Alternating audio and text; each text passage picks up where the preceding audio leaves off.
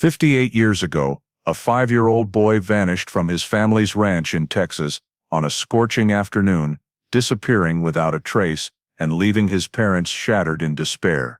Authorities suspected a man living nearby was involved, but with no body found, no witnesses, and too few clues to pursue, the investigation quickly stalled.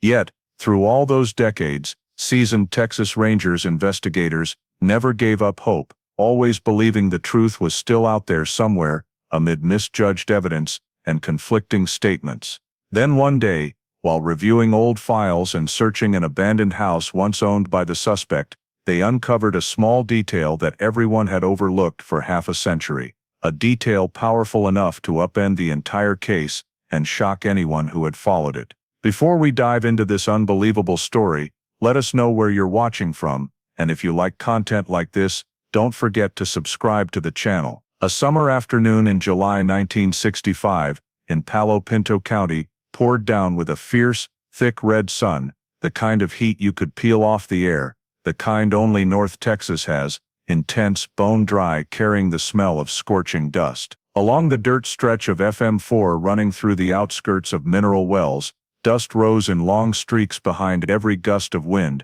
then dissolved into the emptiness, like the breath of a desert. The Doyle Ranch sat isolated at the end of that road, an old wooden house surrounded by livestock pens, a hay barn, a leaning mesquite tree, and weathered wooden fences. The place was so peaceful, you could clearly hear the clank of metal echoing from the barn, sheep bleating mixed with the wind, and insects buzzing like the familiar soundtrack of this land. Ethan Doyle, the 5-year-old blond boy with dirt-smudged legs, darted around the backyard, as if he'd been born from Texas red dust itself. It was a completely ordinary afternoon. His parents were busy in the barn, trying to fix a gate hinge and prepare hay for the livestock. His 3 older brothers were inside the house, arguing over a radio program. Ethan, as he did every day, asked to play in the backyard before dinner. His oldest brother still remembers the last moment he saw him.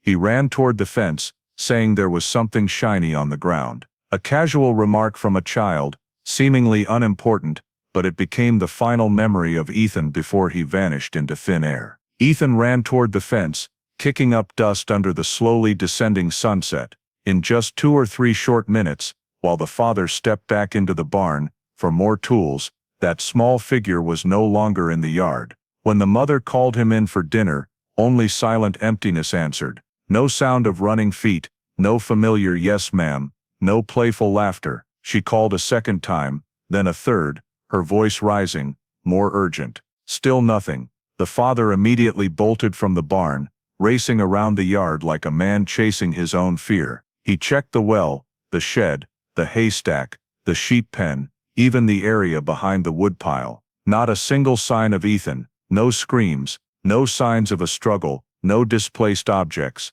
nothing to suggest the boy had left on his own 2 feet. Everything was unnaturally quiet, as if that afternoon had swallowed every sound, and swallowed Ethan too. A Texas sunset is usually beautiful, but that day it was a chilling red, casting long shadows over the fence, and a purple hue on the barn roof, as if the sky itself was closing in front of the family.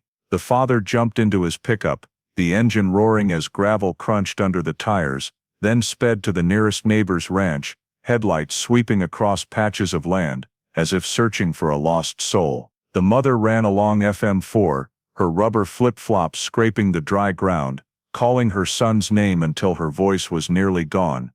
"Ethan, come home now." The wind carried those cries away, returning only the spine-chilling silence of rural Texas. In vast lands like these, things can disappear very quickly, too quickly. At 6:32 p.m. on July 18, 1965, after nearly an hour of frantic searching around the ranch, the Doyle family picked up the landline phone and dialed the Palo Pinto County Sheriff. The father spoke in ragged, breaking breaths, "Our son is missing." When the phone rang in the Palo Pinto County Sheriff's office, the sun had fully dipped below the Mesquite Ridge, leaving behind the stifling heat of a windless Texas night. Just 15 minutes after the call, the first patrol car rounded the bend on FM4 and pulled up to the Doyle Ranch gate, its headlights sweeping across the silent yard as if illuminating a stage where the main character had just vanished. Sheriff Alton Reeves stepped out of the vehicle, still holding the small notebook he always carried,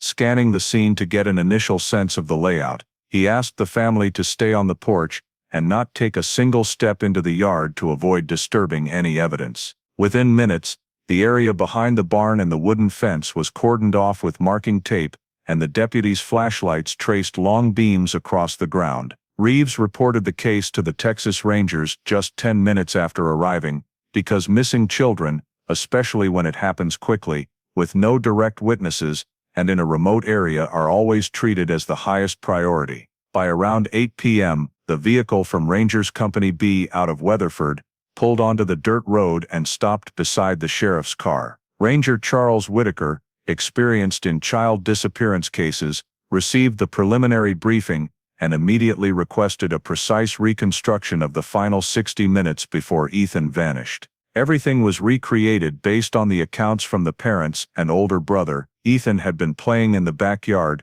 starting around 5:20 p.m. His father went into the barn around 5:29 p.m. to get tools. By 5:31 or 5:32 p.m., the boy was no longer in his original spot. The mother called around 5:40 p.m., but got no response. Whitaker marked each timestamp in pencil on a blank case file page, then used those numbers to map out possible movements during the 8-10 minutes when no one saw Ethan. He and two deputies started at the point where Ethan was last seen, an area about 6-7 feet from the western fence. Dry Texas soil in summer holds prints easily, so the ranger used his flashlight at an angle to search for footprints. The small prints heading toward the fence were fairly clear, but what made Whitaker pause was another set of prints angled about 15 degrees off from Ethan's initial direction. These veered south, toward FM4, not the direction his brother said Ethan had run. This was the first discrepancy. The ranger circled the tracks and asked the sheriff to call for high-powered lights to illuminate the entire area. Whitaker had the family describe Ethan's exact stride length, his games, and his usual movements around the yard. Based on that, the southward deviating footprints were unusual. Ethan had never gone that way on his own, because it was full of prickly mesquite-sharp grass and jagged rocks. While the deputies flagged the footprints with small markers, Whitaker sketched a scene map on tracing paper, the barn fence, backyard shed well location, and the direction of the setting sun. The key factor at 5:30 p.m. in a Texas July, sunlight came from the southwest, casting long shadows northeast. Using the shadows, he determined the exact time the prints were made, based on the length of the fence post shadow on the ground. His initial calculations suggested the deviating prints were likely made at the same time as Ethan's or just minutes later. But they didn't head toward the fence, they headed toward the road. Whitaker formed his first hypothesis of the night. If the deviating prints belonged to Ethan, he would have changed direction abruptly, contradicting his brother's account. If they weren't Ethan's, then whose were they? More importantly, the prints had no corresponding return tracks, meaning whoever made them went that way and didn't come back to the starting point. While the rangers analyzed the ground, another deputy measured the distance from Ethan's last known position to FM4. It was only about 130 yards. Whitaker noted, a 5-year-old child couldn't cover more than 100 to 150 yards in a short time without leaving a continuous trail, but the trail broke off around 90 yards. This virtually ruled out the possibility that Ethan left the ranch on his own in that direction. Within the first 24 hours, the Rangers built a maximum travel radius model based on 1960s training standards, travel time, a 5-year-old's running speed on uneven ground, and the likelihood of being stopped by obstacles. The preliminary conclusion that night, Ethan did not walk farther than 100 yards on his own. If he left the ranch,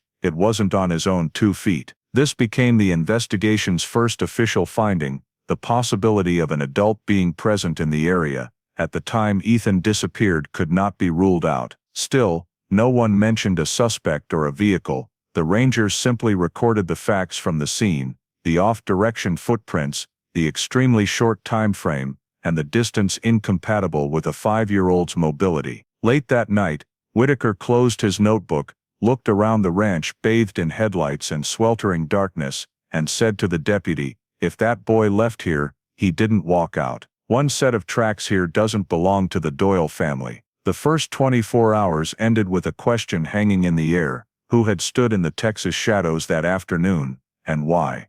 When the initial night scene examination was temporarily completed, the Texas Rangers moved to the next step, interviewing everyone who might have heard or seen something during the time Ethan vanished. The area around the Doyle ranch was very sparsely populated, but in child disappearance cases, even a seemingly minor account could open up important lines of reasoning. Therefore, within less than an hour after the footprint direction was recorded, Ranger Whitaker divided the team into small groups, visiting each house within a half-mile radius of the ranch one by one, starting to build a map of statements from nearby residents. The first witness was Mrs. Lorraine Gibbs, who lived at the ranch to the east, about 600 yards from the Doyle home. When the Rangers knocked, she was still wearing her straw hat, holding a lantern, because she had been rounding up chickens into the coop before full darkness. She said that around 5:40 p.m., she heard a scream, very high, like a child's, coming from the direction of the Doyle ranch. She wasn't sure about the distance because the sound lasted less than a second,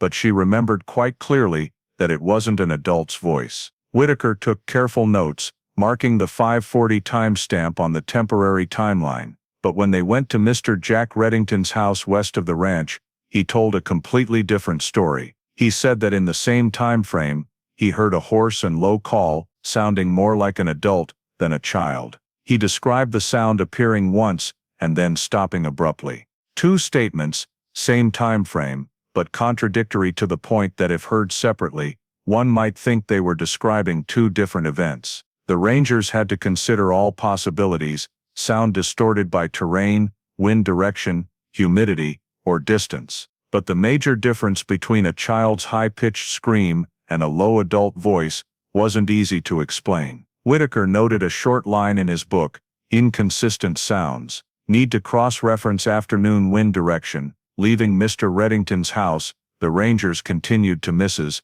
Connie Hill, who lived near the southeast of the Doyle ranch. Mrs. Connie said she saw a small figure running eastward, parallel to the Doyle fence, between 5:35 and 5:40 p.m. She didn't see the face clearly, only a small stature, head down as if running very fast. From the way she described it, she seemed to think it was Ethan, but she also admitted she wasn't certain. This initially seemed to fit what the family described about Ethan playing near the fence, but the problem lay in the footprints the Rangers discovered during the scene examination. All of Ethan's footprints headed west, completely opposite the direction Mrs. Connie saw the figure running. Not only wrong direction, the area where the figure was seen also had no matching footprints. Whitaker circled the time mark again and added, "No child footprints eastward." This raised the question, did Mrs. Connie mistake the direction? The intense red Texas sunset could create misleading shadow effects, especially from a distance. But based on Ranger experience, discrepancies were usually just a few steps or feet, not a complete reversal of running direction. By the time the Rangers continued to the fourth witness, old Mr. Henry Cole living northwest of the ranch, the timeline was disrupted once more. Mr. Henry said he saw a child in a blue shirt appear near the land behind the Doyle house, running from west to east. He said he even thought it was one of the Parson kids from farther away. But according to the Doyle family, Ethan was wearing a white shirt turned gray from dust that day, absolutely not blue, and more importantly, the Parson family confirmed all their children were inside the house with their parents at that time. No one left their ranch. The Rangers had to confront him. "Are you sure it was blue?" "I'm sure. I saw it clearly." Meanwhile, another witness, a young girl named Marie working at the gas station less than a mile from the ranch, said she saw a child in a yellow shirt lurking near the forest edge, around 5:45 p.m. The child stood there for a long time, looking out at the road, as if waiting for someone, then disappeared into the bushes. The Rangers recorded everything fully, without omitting any details. But the complications grew: white actual shirt color, blue Mr. Henry, yellow Marie. 3 different color descriptions, in 3 close time periods, in an area where theoretically, only one child, Ethan, was outside. The Rangers didn't rush to conclude who was right or wrong. They returned to the terrain map, reviewed the sun's direction. At the time Ethan vanished, the red sunset light could make a dusty white shirt look yellowish from afar, but no explanation turned white into blue. This led Whitaker to put a big question mark: who was the child in blue? If not Ethan, then who? Or was it not a child? The Rangers pinned these statements on a temporary board set up in the Doyle barn, citing direction, time, position, light angle, distance. The whole board became a web of overlapping lines. One deputy looked at the board and commented, "If all are correct, then 3 children were running around the ranch at the same time." But this area was so empty that counting houses only yielded 4 households. The Rangers had to consider the more reasonable possibility: one or more witnesses might have misjudged the time, or confused an adult figure with a child. But when placing the 3 statements next to the footprints, the situation grew even more contradictory. Footprints only headed west then vanished. Mrs. Connie saw a figure running east. Mr. Henry saw a child running the opposite way. Marie saw a child standing still near the forest edge. All 3 couldn't happen simultaneously, not in those 15 minutes, not with Ethan alone. Whitaker flipped back through his notebook, reviewing every word. The only thing he could conclude after piecing it all together was during the time Ethan vanished, the area around the ranch was not quiet or empty as it appeared. There were cries, though inconsistent in pitch. There were running figures, though inconsistent in direction. There were childlike shapes, though inconsistent in shirt color. That inconsistency forced him to write a short sentence at the end of that day's report: statements inconsistent and cannot be connected into a single timeline. Scene likely involved the presence of at least one person outside the Doyle family between 5:30–5:45 p.m. And from that moment, the Rangers understood that Ethan's disappearance could not be viewed simply as a child wandering off. No signs of violence, but also no signs of leaving the ranch on his own. Only contradictory traces, scattered sounds, and unidentified figures. Those pieces would become the foundation for the entire investigation to come.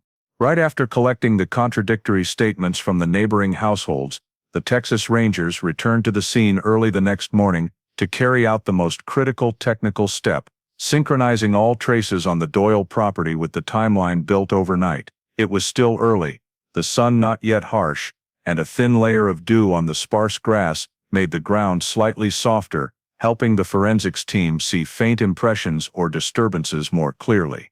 Ranger Whitaker wanted to confirm how the area around the Doyle home had been affected the previous afternoon, and more importantly, whether those traces belonged to Ethan or someone else.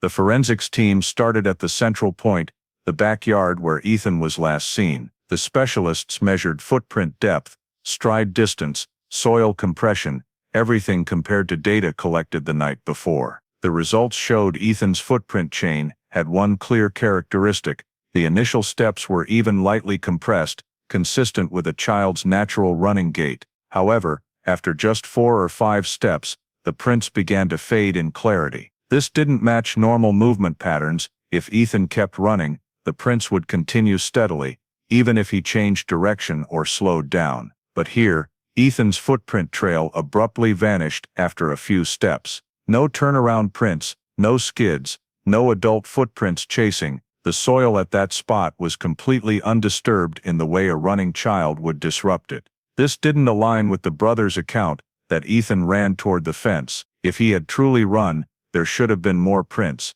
deeper ones, or at least signs of him turning back, but there were none. Whitaker ordered forensics to expand the search radius by another 20 yards. That was when they discovered an area of abnormal compression, a small circle about 12–14 inches across, roughly 4 feet from the last Ethan footprint. The compression was significantly deeper and more even, as if a heavy object, or an adult, had stood there long enough for full body weight to press into the ground. Unlike a child's mark, because the depth was nearly double. Unlike a moving adult's, because the compression didn't extend into stride marks, meaning someone stood stationary there, not walking. Ranger Whitaker wrote in his notebook, "Compression mark =sign adult standing still, no movement," and the immediate question arose: was someone waiting? watching, or performing some action with Ethan, like lifting him up.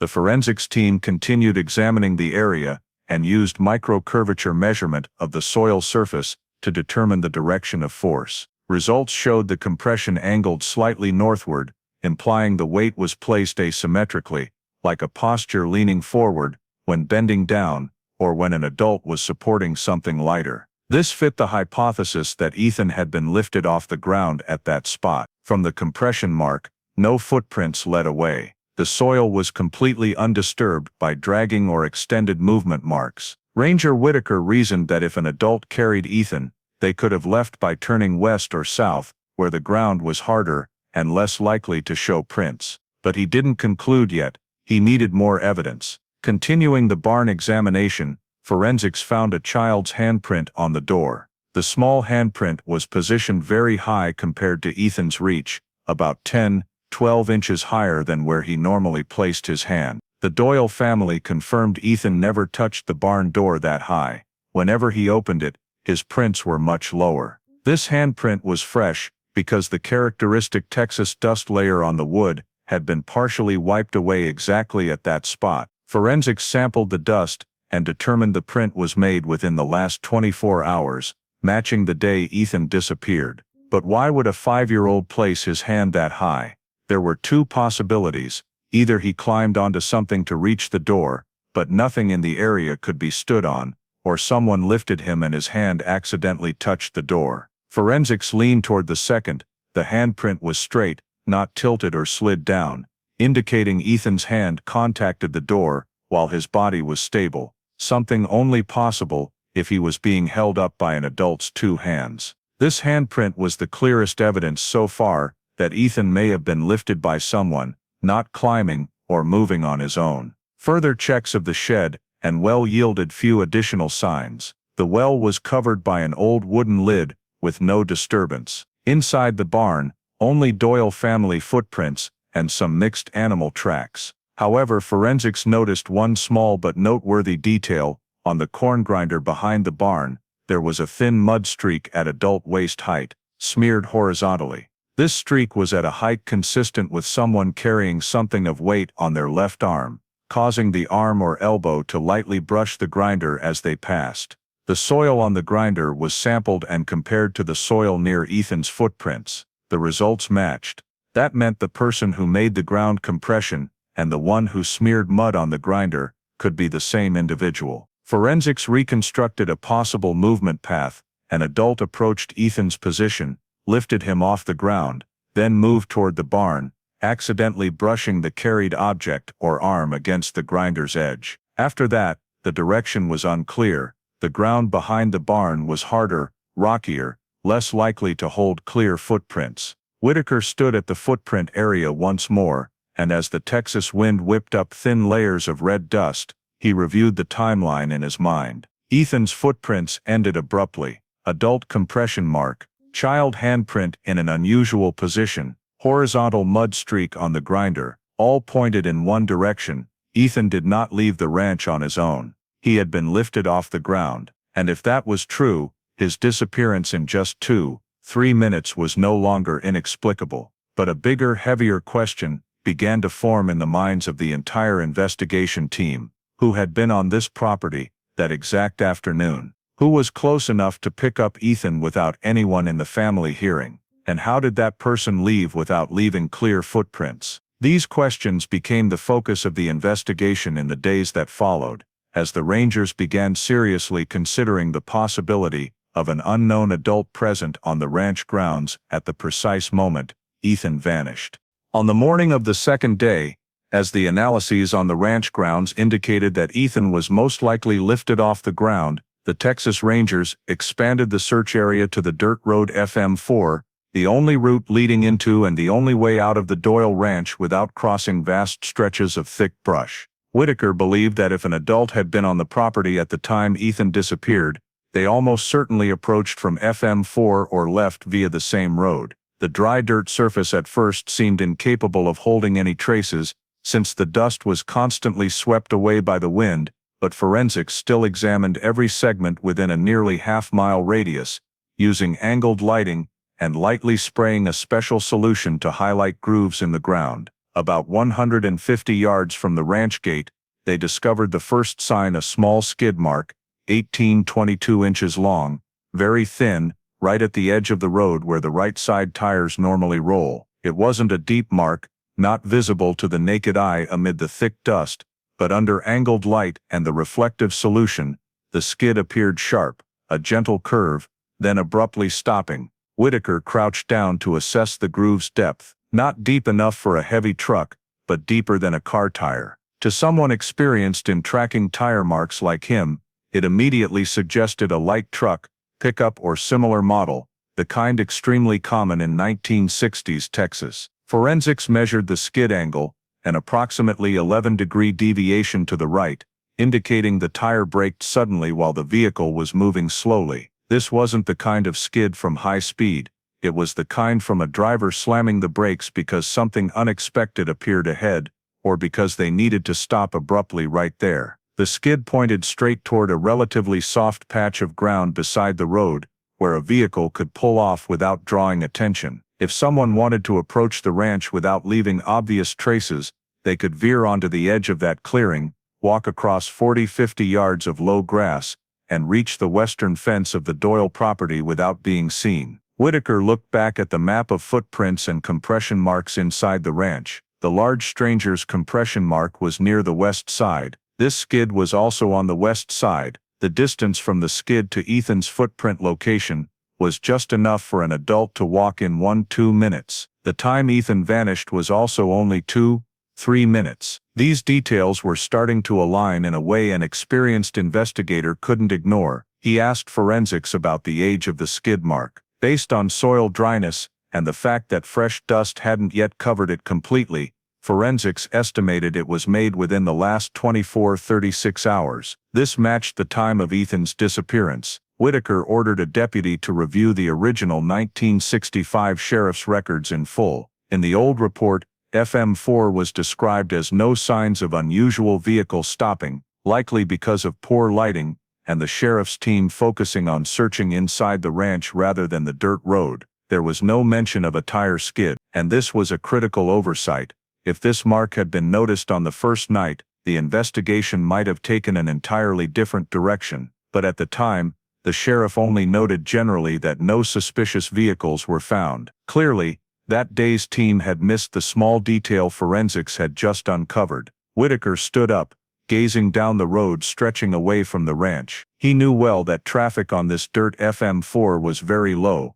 Only a few ranch residents' vehicles, hay trucks or occasional repair vehicles passing infrequently. And most importantly, no one in the area reported stopping at this spot that afternoon. The Rangers continued expanding the search along the roadside. One deputy found an area of lightly disturbed dust, as if someone had stepped out of a vehicle but hadn't moved far. No clear footprints because the ground there was harder than inside the ranch, but the dust was pushed aside in a direction consistent with the brake mark. Forensics sketched a diagram, right front tire position creating the skid, left tire leaving no mark, disturbed dust right beside the vehicle body, with the height of displaced dust matching an adult standing there. From these signs, forensics concluded, the vehicle pulled over close to the edge, the driver stepped out, stood for a moment, then walked into the low grass toward the ranch. That was the same direction as the area where the footprints and compression mark were found inside. Whitaker marked it on the investigation map, most likely approach point. But what mattered wasn't just the existence of the skid.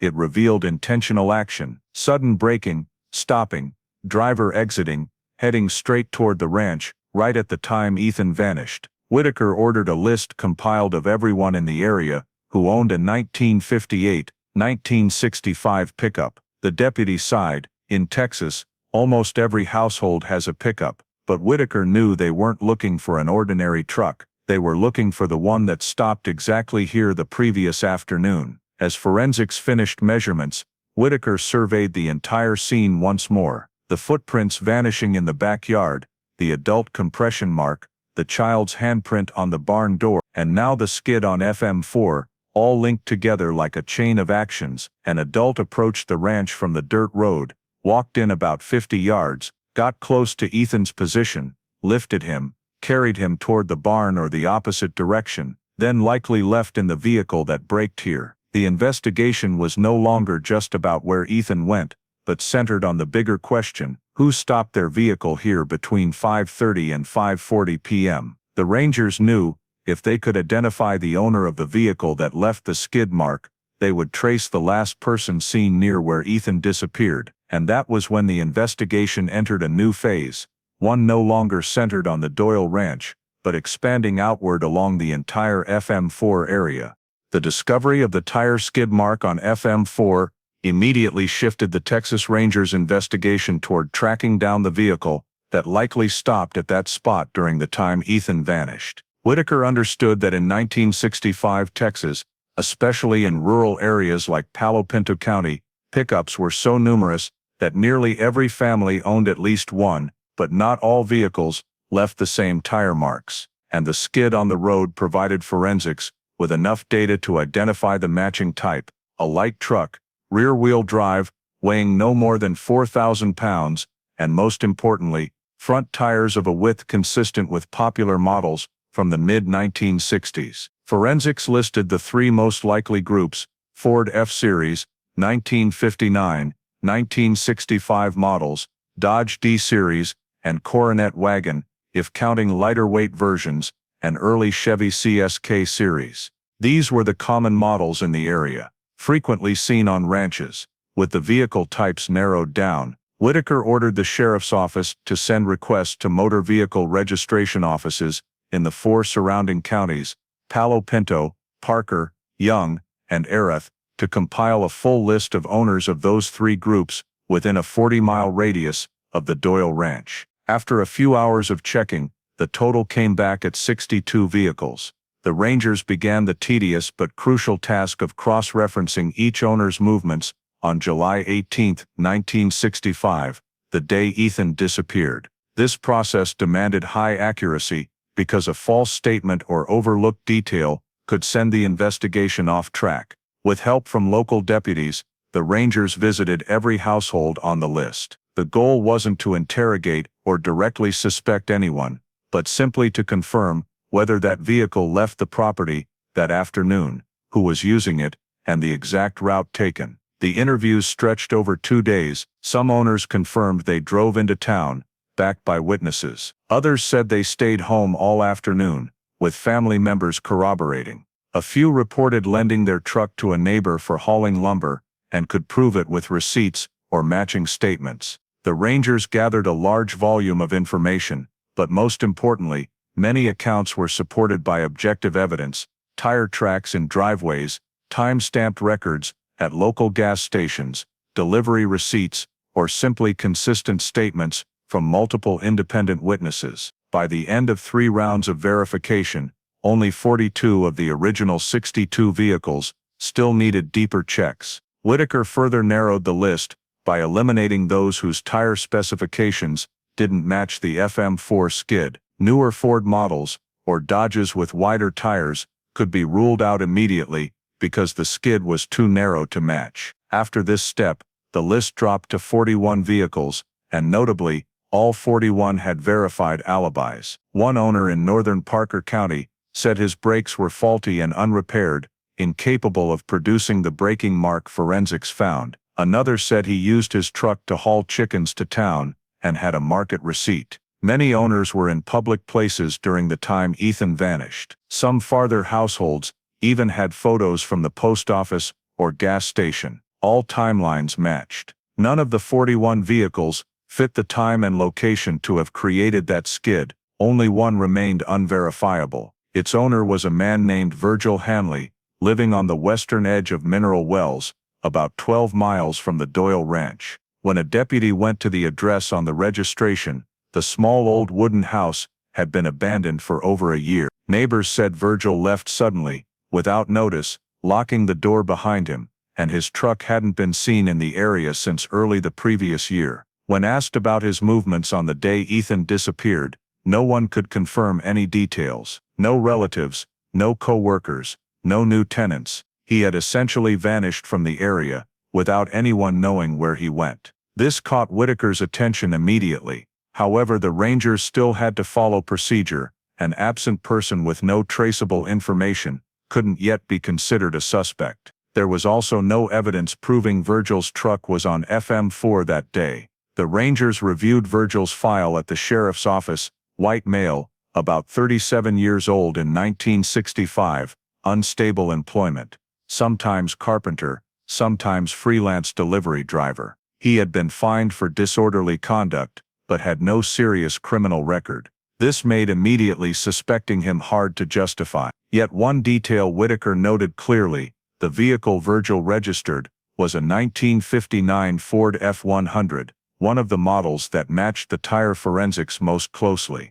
The Rangers immediately took further verification steps. Had anyone in the area seen Virgil's truck on the afternoon of July 18th? A deputy canvassed the neighborhood where Virgil once lived, asking door to door. An elderly couple said they saw a light-colored F-100 driving along the main road around dusk, but they weren't sure it was Virgil's, because many trucks in the area were similar in color.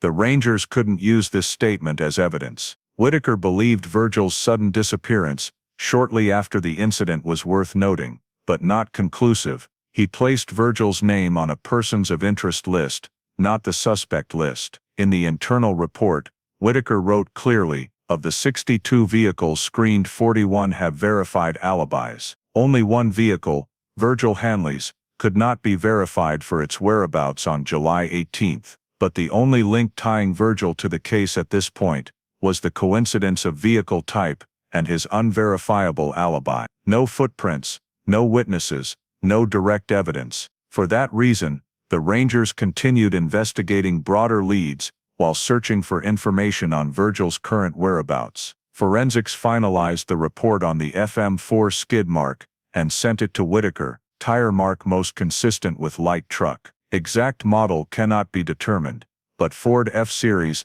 1957, 1962, are in the high probability group. Whitaker read the conclusion, then pinned the document to the board directly below the line, likely approach from the west. His instinct told him the vehicle that stopped on FM4 that afternoon was directly connected to Ethan's disappearance. But with only one skid mark, one compression mark, and one child's handprint, the investigation still had too many gaps to point definitively at anyone. And so, the Rangers set Virgil Hanley's name aside for the moment, continued expanding the search perimeter, and prepared for a deeper round of interviews and checks, because if an adult carried Ethan away from the ranch, what mattered wasn't just what vehicle they used, but which direction they went, and why no one saw them.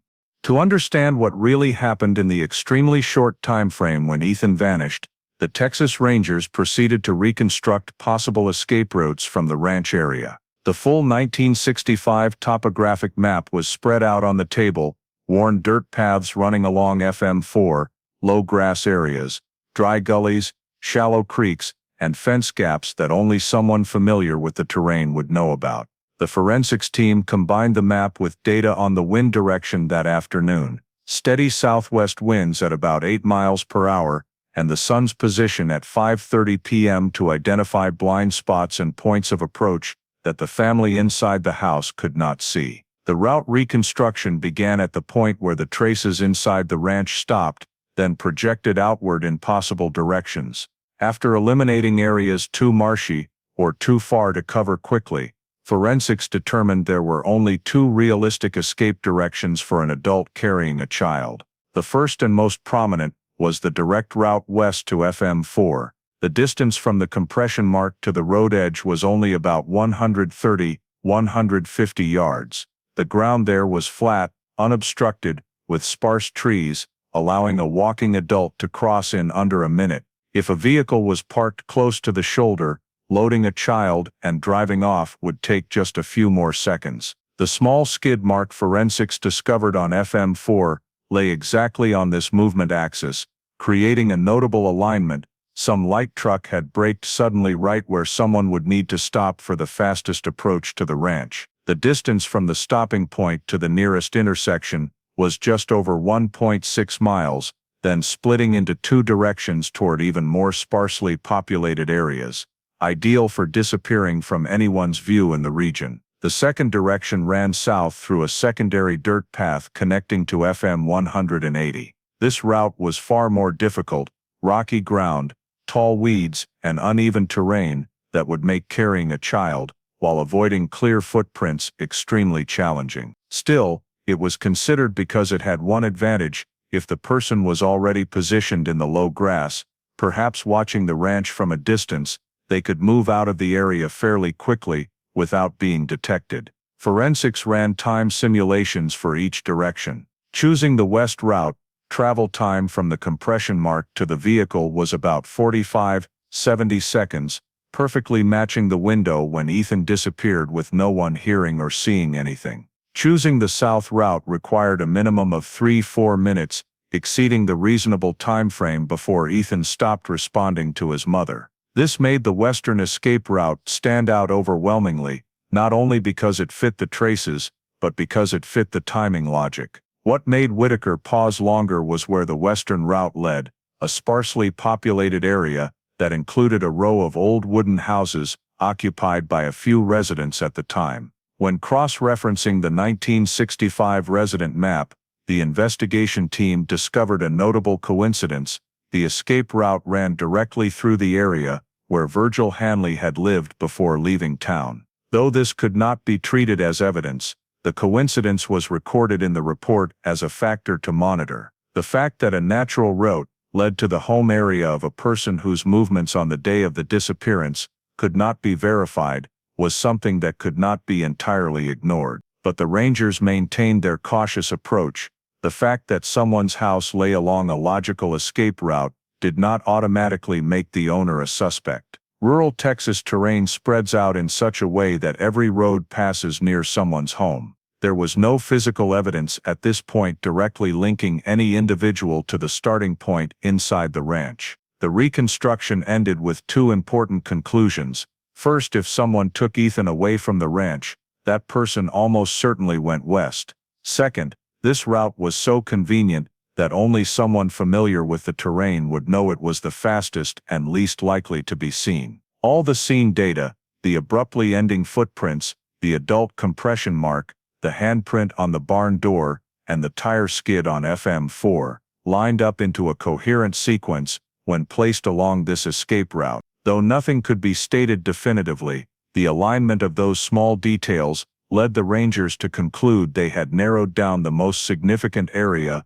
on the movement map for that afternoon. But to know who traveled that direction, they needed more than terrain and speculation. They needed a piece of evidence that could force the revelation of the footprints of the person who created the brief chain of events powerful enough to upend the life of an entire family on this vast Texas land. After completing the escape route reconstruction and determining the western direction as the most logical movement path, Ranger Company B was brought in to assist in expanding the investigation toward building a suspect list. Whitaker handed over all terrain data, the 1965 resident map, and the list of unverified trucks to Company B's profile analysis team. Their goal was to identify any individual who had been present, previously appeared, or had a reasonable motive to travel in the area around FM4 on the day Ethan vanished. The initial list was nearly 30 names long, mostly local residents,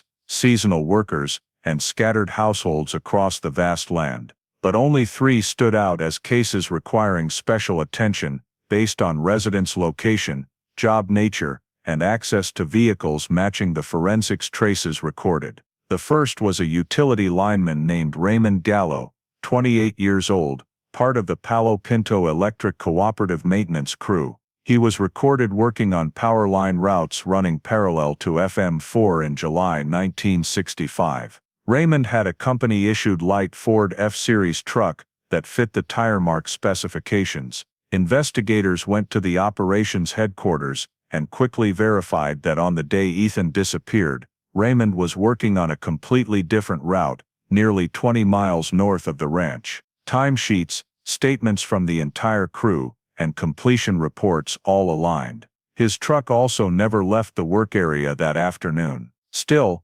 Company B conducted a direct interview to fully rule out the possibility that Raymond left his post unnoticed. The interview was thorough, and after cross-checking the schedule, the team concluded he could not have been on FM4 at the relevant time. Raymond was removed from the suspect list. The second was Earl McCready, a 52-year-old veteran, living alone in a wooden cabin deep in a sparsely populated strip about 6 miles aerial distance from the ranch. He had served in the Pacific during World War II, returned with psychological trauma, lived in isolation, and rarely interacted with anyone in town. His record showed a few minor disorderly conduct incidents due to overreactions when people approached his cabin unannounced. His reclusive lifestyle led many local residents to suspect him when news of Ethan's disappearance spread. The Rangers visited Earl's cabin, where he lived with an old dog and minimal belongings.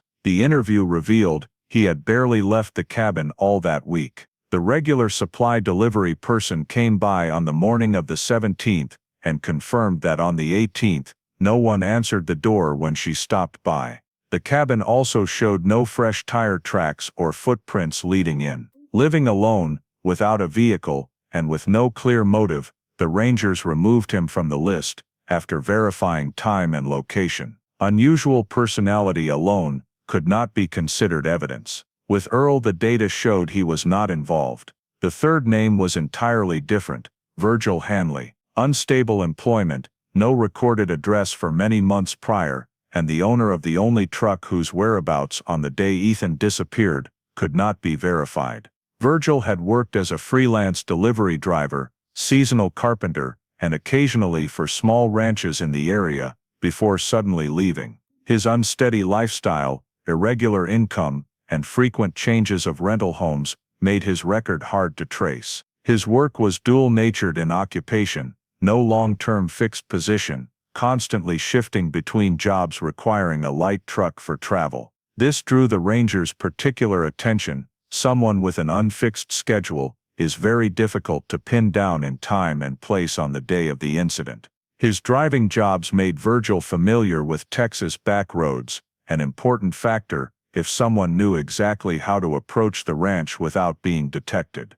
The ranches and households that had hired Virgil all said he left no contact information, not even a goodbye before departing. For the past 6 months or so, no one had seen his truck or heard any news about him. Company B analyzed Virgil's background, living habits, sudden address changes, the ranches he had worked at the previous year, and especially the location of his old house on the local map. One thing they highlighted: that house lay directly on the ideal escape route axis, less than 4 miles from the skid mark. This was not enough to count as evidence, but it raised a question: did Virgil know the terrain and fence gaps near the Doyle ranch? If he had worked for neighboring farms, it was entirely possible. Still, the investigation team lacked one key element: no physical evidence linked Virgil to the scene. No one saw him, no footprints, no dropped items, no one witnessed his truck on FM4 that afternoon.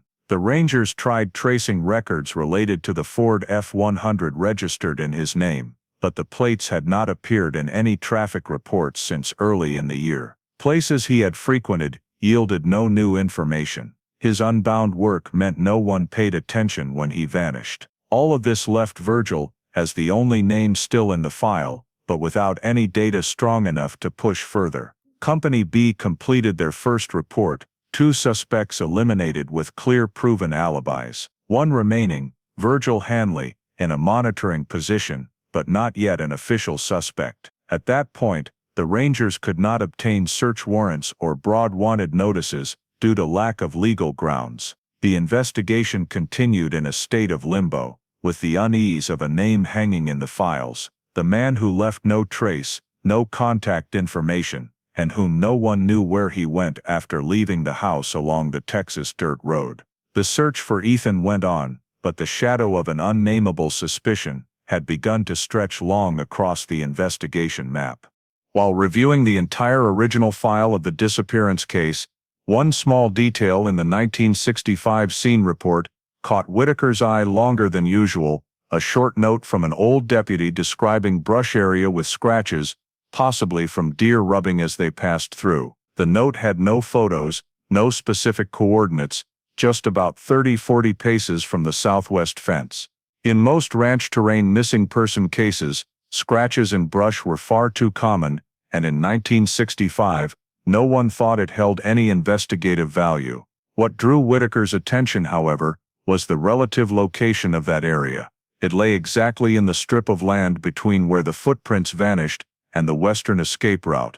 If it was animal marks, it meant nothing. But if it wasn't, it could be a small yet critically important piece of the entire disappearance puzzle. Whitaker immediately directed forensics back to that exact spot, using the old file description and terrain features reconstructed from the 1965 map. The brush today no longer looked the same as 6 decades ago, but the relative positions of tree stumps, gullies, and ground elevation were still enough for forensics to rebuild the model of the overlooked area. After 2 hours of measurements, they discovered something unexpected: a strip of ground about 12 feet long, with light horizontal scratches across the surface, not vertical like animal running marks. The width of the scratch trail was only about 10–12 inches, too narrow for a large animal like deer, yet too even to be chaotic small animal tracks.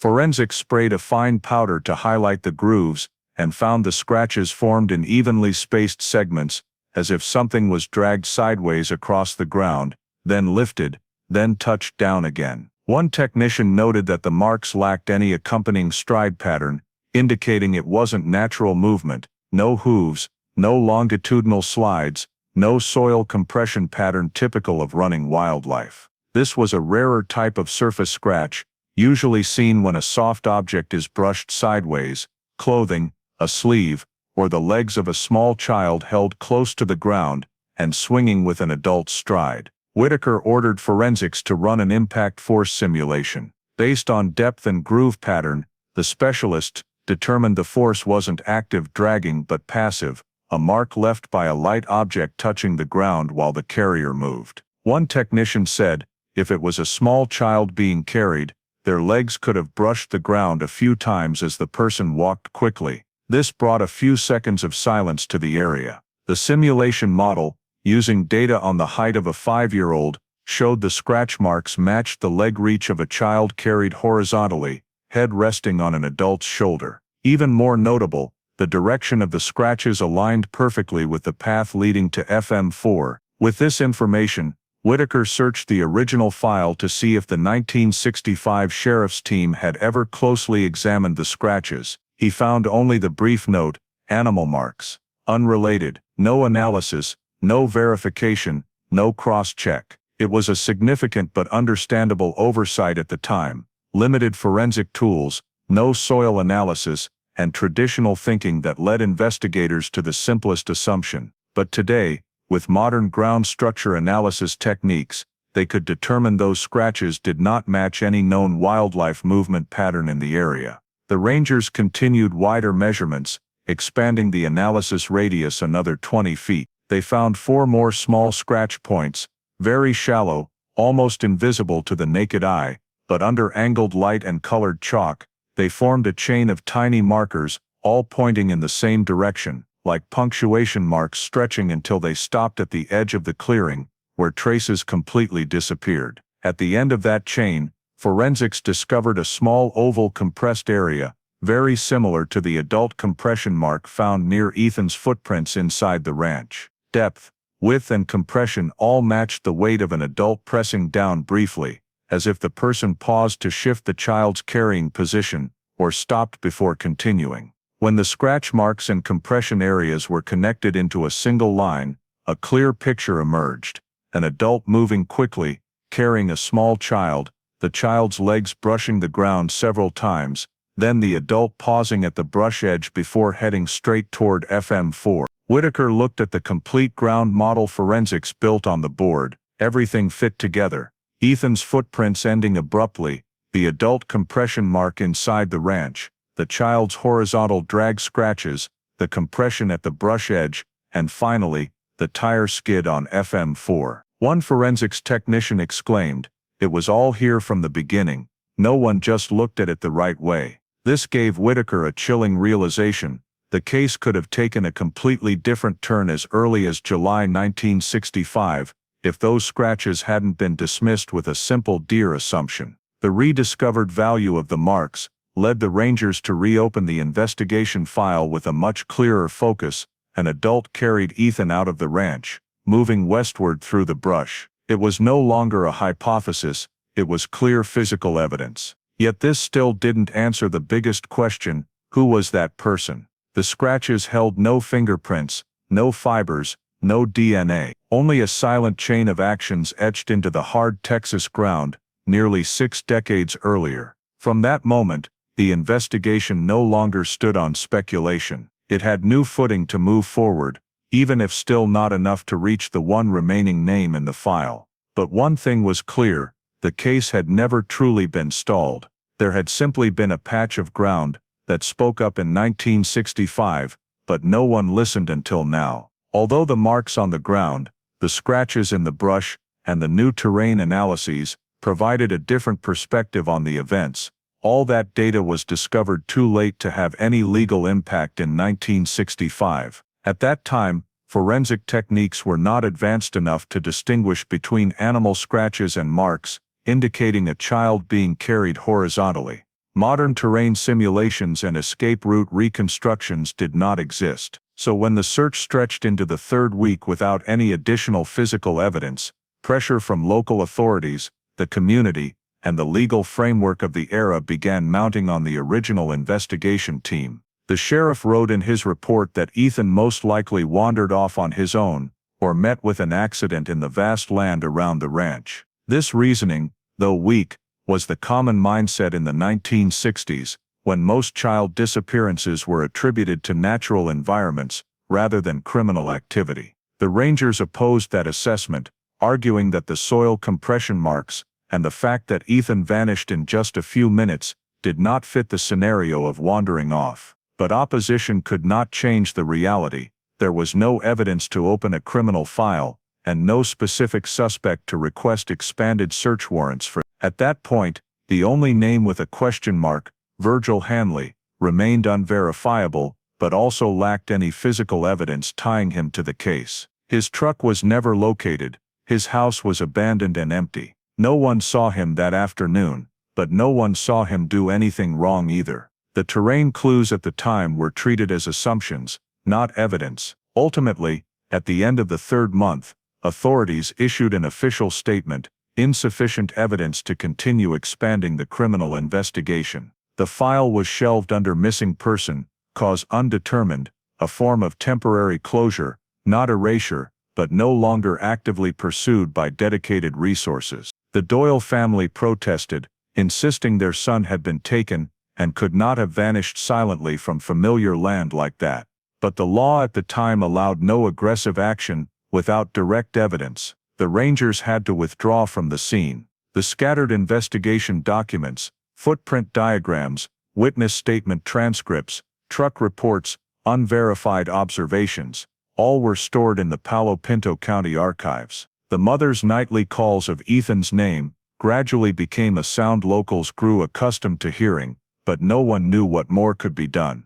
An unsolved disappearance was forced to close in silence. From that day forward, the file became a cold case, a frozen record, only awaiting new evidence to reopen it. In the final reports of 1965, one sentence was recorded that later readers would notice: if this was the act of a human, the traces were erased by wind and time before we could recognize them. No one knows whether the person who wrote that line felt something deeper, or was simply noting an unspoken concern. But what is certain is that from the moment the case was closed, whatever happened in those brief minutes slipped into the shadows of history, until a new generation of investigators, with new techniques, began opening the dusty old file that had sat untouched for over half a century. The case numbered 65 MWED, officially became one of Texas's oldest unresolved disappearances. No one knew that those faded papers would one day form the foundation for the biggest breakthrough in the county's investigative history. But in 1965, everything could only end with a heavy stamp: case suspended, insufficient evidence. As the 1970s began, Ethan's disappearance had been classified as a dormant case for nearly 5 years. However, the Doyle family's persistence, combined with changes within the Texas Rangers, led to the case being reviewed for the first time. The new generation of investigators from Company B, better trained and with greater analytical discipline, began opening the file numbered 65 MWED, hoping to find some blind spot the original team had missed. But from the very first pages, they realized the major problem: the entire timeline of the afternoon Ethan vanished was so vague, it was almost impossible to fully reconstruct. The times in Ethan's parents' statements were recorded only in approximations around 5:30, around sunset, not by the minute. Witness statements were fragmented and lacked cross-verification. One deputy noted Ethan ran toward the fence, while another wrote Ethan headed toward the livestock pens, creating two different disappearance directions right in the official file. The new generation Rangers tried to rebuild the timeline using maps, but the more they worked, the more gaps emerged. Up to 3 events did not align with any statements. This forced them to face the truth: part of the story had been swallowed by time and the lack of precision in old investigative methods. When examining the evidence inventory, they encountered an even more serious obstacle. Many items described in the 1965 evidence records, scene photos, soil samples, footprint diagrams, detailed forensics reports from that era, were no longer in the file box. Only a few blurry photos with unclear subjects remained, along with some faded hand-drawn sketches. Any soil evidence, if it had existed, had long been discarded due to lack of preservation protocols. A clothing item listed as collected was missing from the box. Such losses were not unusual for the 1960s, 70s, when cold cases lacked standardization. But for the new Rangers, this meant they could not reanalyze the scene using methods that had advanced significantly by the 1970s. The missing evidence left them with nothing to retest the hypothesis of the child being taken versus wandering off. While digging through auxiliary reports, one thin document caught their attention: a statement from a resident living about 2 miles from the ranch, saying he saw a strange man standing on the dirt road, holding a camera and pointing the lens toward the field where local children often played. The report had a red line drawn through it and was stamped irrelevant: no illegal activity. No one knew why it was dismissed so quickly, but in 1965, someone taking photos outdoors was not considered suspicious. However, the new Rangers felt something was off. The report was dated the exact day Ethan disappeared, just about 2 hours earlier. The man was described as wearing a light-colored jacket, aged 30, 40, but when re-interviewed in 1971, the witness said he no longer clearly remembered the man's face. No one knew who he was, where he came from, or when he left. The Rangers noted it but could not pursue it further due to the vague trail. The loss of evidence significantly impacted the new team's assessment. Ranger Fowler, young but meticulous at the time, commented in an internal report, "Some details are recorded so carelessly that their importance cannot be determined. If the evidence had been properly preserved, the chances of reopening the case would be much higher." Fowler spent hours reviewing the remaining scene photos. In one blurry shot of the northwest fence corner, he noticed an unusual dark streak on the ground, running horizontally. However, the photo was too unclear for analysis. He marked it with the note "possible movement mark," but without original data to verify. The Rangers had to classify it as undetermined. They did not know that this very dark streak, a small scratch on the Texas soil, would be the key to solving the case nearly 60 years later. The Rangers' efforts in the 1970s still failed to move the case forward. No new witnesses, no new evidence. None of the 3 old suspects remained in the area, and there was no information strong enough to expand the investigation. The search for the man with the camera also hit a dead end. Motel registries, visitor lists in town, even church guest books yielded no matching names. Tracing technology at the time could not identify people from blurry photos. With no grounds for broader investigative warrants, the case once again slipped into silence. In the late 1980s, the Texas Rangers conducted a review of some old cold cases to reprioritize them. Ethan's file was marked "no additional leads," incomplete documentation. Some investigators argued it should be fully transferred to the unresolvable category, but Fowler believed it should not, citing the extremely short disappearance time and the blind spots in the file suggesting intentional action. He drafted an internal memo recommending the file remain in open cold case status rather than permanently closed. This did not change the reality that they could not investigate further, but it kept the file from being removed from the lowest priority system. In the memo, Fowler wrote a line that was puzzling at the time: "A piece of evidence missing from the file may be the key. Mark every vague report and preserve it." No one paid attention to that note. The case was shelved again in storage. The old photos, a worn map, and a few scattered report pages lay dormant in the filing cabinet for many years, awaiting a moment no one knew would come. From 1970 to 1989, there were no developments, no new witnesses, no confessions, no technological evidence. Ethan Doyle became one of the names on the list of old unsolved disappearances that both the community and law enforcement quietly assumed would never be resolved.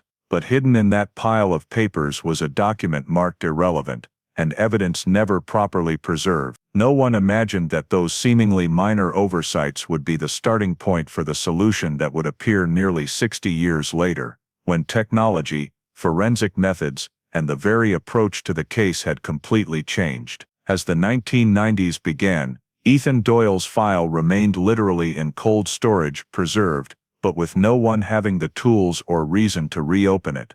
However, during this period, about 180 miles away in the city of Abilene, a strange detail emerged that no one could have imagined would later become a crucial piece of the puzzle. In the summer of 1994, a local hospital admitted a man in his late 20s, named Samuel Clay, for treatment of minor injuries from a workplace accident. The background he provided was very simple. Born in 1965 in West Texas, no clear recollection of the town, no surviving relatives, and no official birth certificate. When the hospital asked for a social security number, he provided one issued in recent years. The administrative staff marked the field information unverifiable, but since he had no criminal record and posed no legal issues, the file was accepted. In an era when many older Texans still had lost paperwork or were born at home without formal registration, this was not seen as unusual. However, what made some nurses and hospital staff remember him was the vagueness in his life story. Samuel said he had no memories before age 8, a rare but not unheard of claim in people with psychological trauma. When asked about his childhood, he only said, "I remember dusty fields, a wooden house, and the sound of a man yelling," but nothing specific about the location. No one connected this to Ethan Doyle's disappearance, simply because no one in Abilene had heard of the case from nearly 30 years earlier, in a small county to the east. Samuel was viewed as one of hundreds of rootless adults drifting through jobs, without family, or a clear backstory. He worked at small machine shops, construction crews, and occasionally, as a ranch hand on farms outside the city. People described him as quiet, gentle, and particularly evasive about questions regarding his childhood. In the 1990s, Texas began digitizing civil records. This brought more attention to people without birth certificates or documentation. Samuel fell into the non-matching records category, but since he had been issued a social security number and had no legal problems, his file was overlooked without deeper checks. DNA technology existed by then, but it was in its early stages, expensive, and used only for cases with clear suspects. No one considered comparing the DNA of an adult man to the file of a child missing since the 1960s, simply because the DNA storage systems at the time were not designed for such matches. There was nothing to link Samuel Clay to the boy Ethan Doyle. If any suspicion arose, it sank in the context of the era. People without birth certificates were not rare, especially in rural Texas. In 1998, Samuel moved to southern Abilene, renting a small mobile home and living quite privately. The trailer park owner said Samuel paid on time, caused no trouble, but sometimes stood on the porch in the evenings, staring westward absent-mindedly, as if trying to remember something. A neighbor later recalled that Samuel once said, "I know there's something I've forgotten, something important," but then he dropped the subject. No one thought the remark carried deeper meaning. In Abilene, people carrying incomplete life stories were common.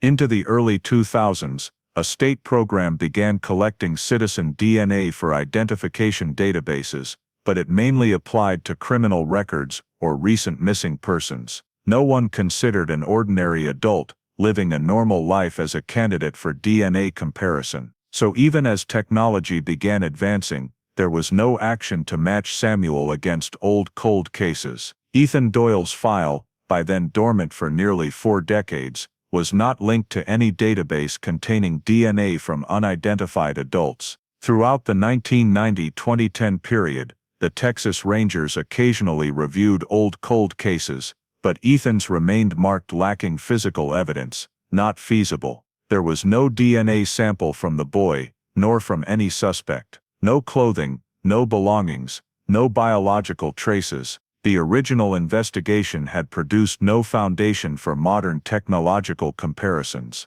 During a routine review in 2004, a young investigator opened the file and wrote only a short line: "If any individual without a birth certificate born in 1965 in the region can be identified, consider review." But Texas had thousands of such people at the time. No one saw it as a viable lid.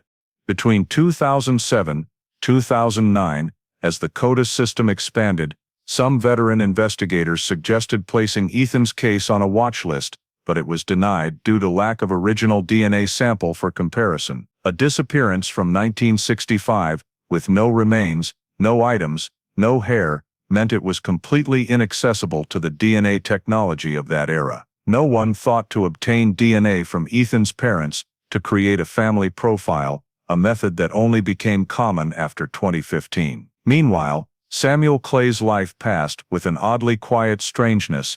He changed jobs frequently, sometimes disappearing from a neighborhood for weeks before reappearing, explaining he was working on a distant project. During those years, there were at least 3 Abilene police reports noting Samuel was questioned for lacking full identification, but since he committed no crimes, he was released. No one cross-referenced him with decades-old missing persons lists. He was like a shadow present, but leaving no mark. A local psychologist, who saw Samuel in 2008, wrote in his notes that he had fragmented memories of a ranch wind in the brush, a feeling of having lived with people who were not blood family. The report was never sent to any agency, as it was an internal note unrelated to crime. But if anyone at the time had known about the 1965 disappearance in Palo Pinto County, this description might have become the first link in 40 years. No one recognized it. By 2010, the Texas Rangers compiled a list of cold cases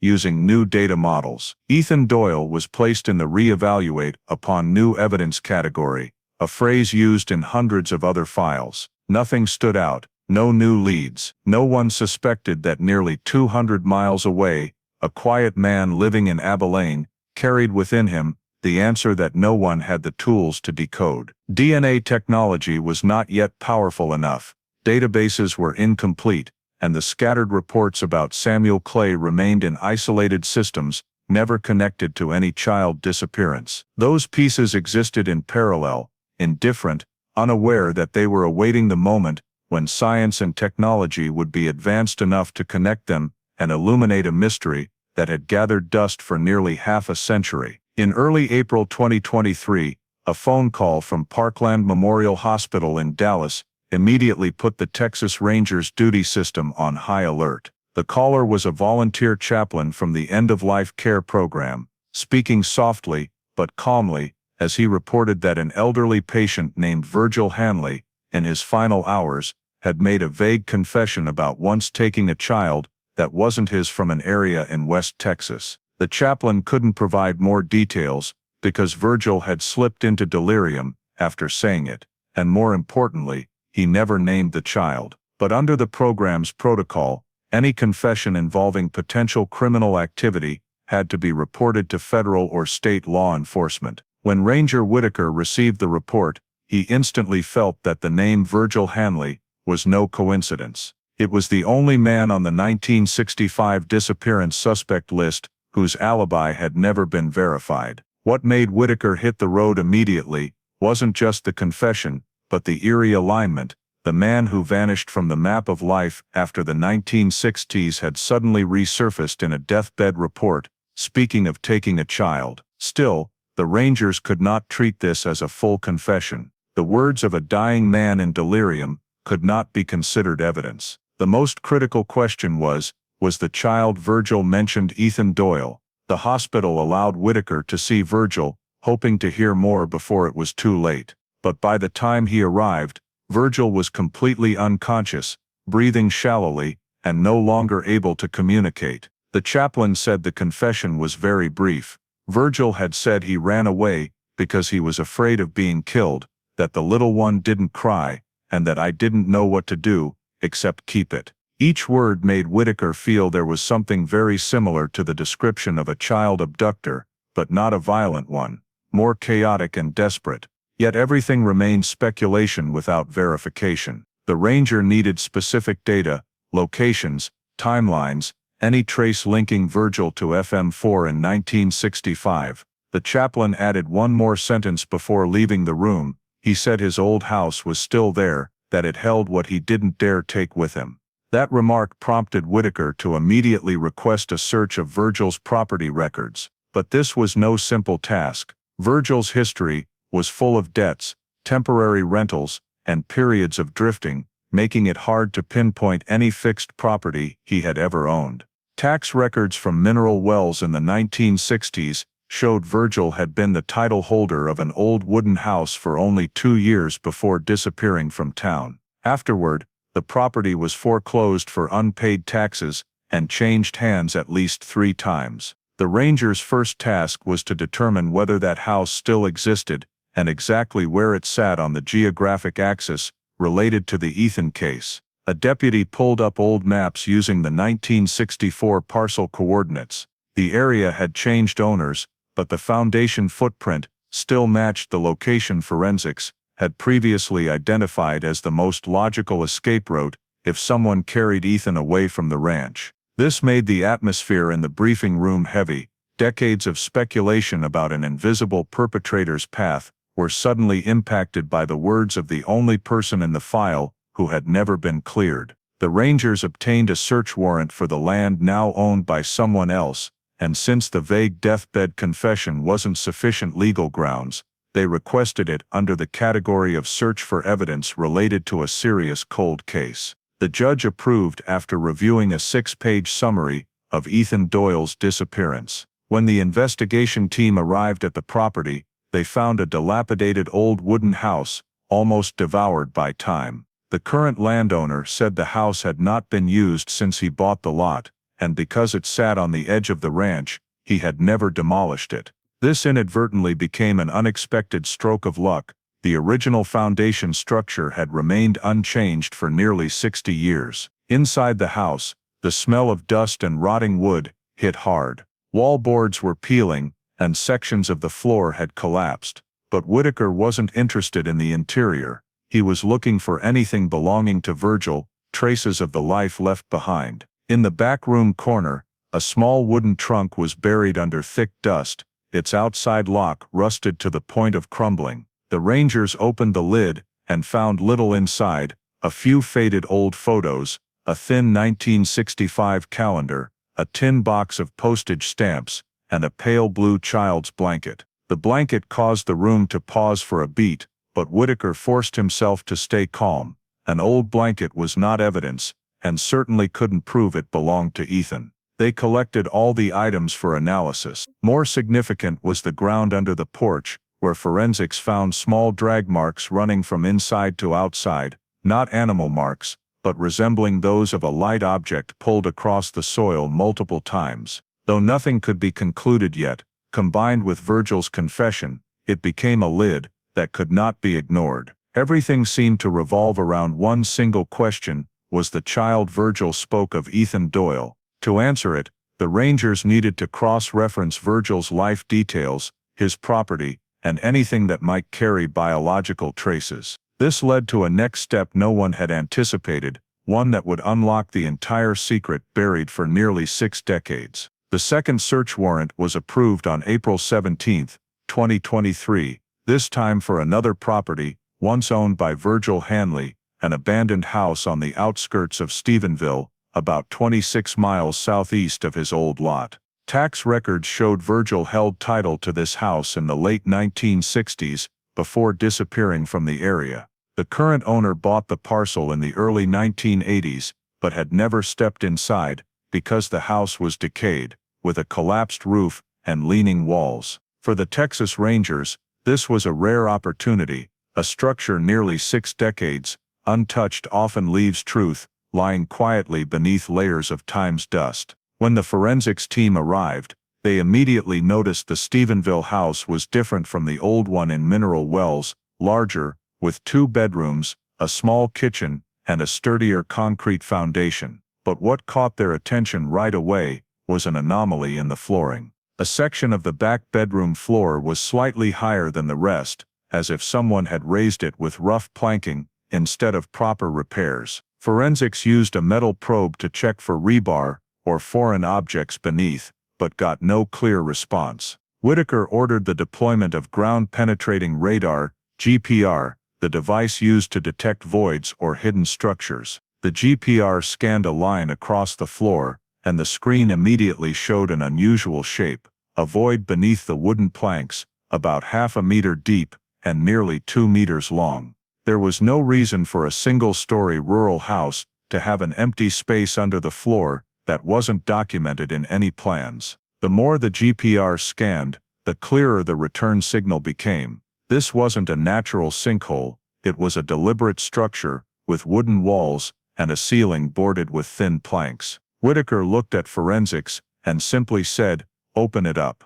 They cut through the floor. The smell of old wood and damp earth rose, then flashlight beams shone down into a small crawl space, just large enough for a person to stoop inside. There were no signs of human remains or large hidden items, but the little room held details that left the entire team breathless. On the wooden wall, someone had penciled vertical lines like a child's height chart. Next to each line was a scrawled number, 4Y, 5Y, 6Y, 7Y. The last mark was so faint it required strong LED light to read 8Y. No name, no dates, just a series of yearly age markers, stretching exactly to age 8, an eerie match for the mystery surrounding Samuel Clay, the man who said he had no memories before age 8.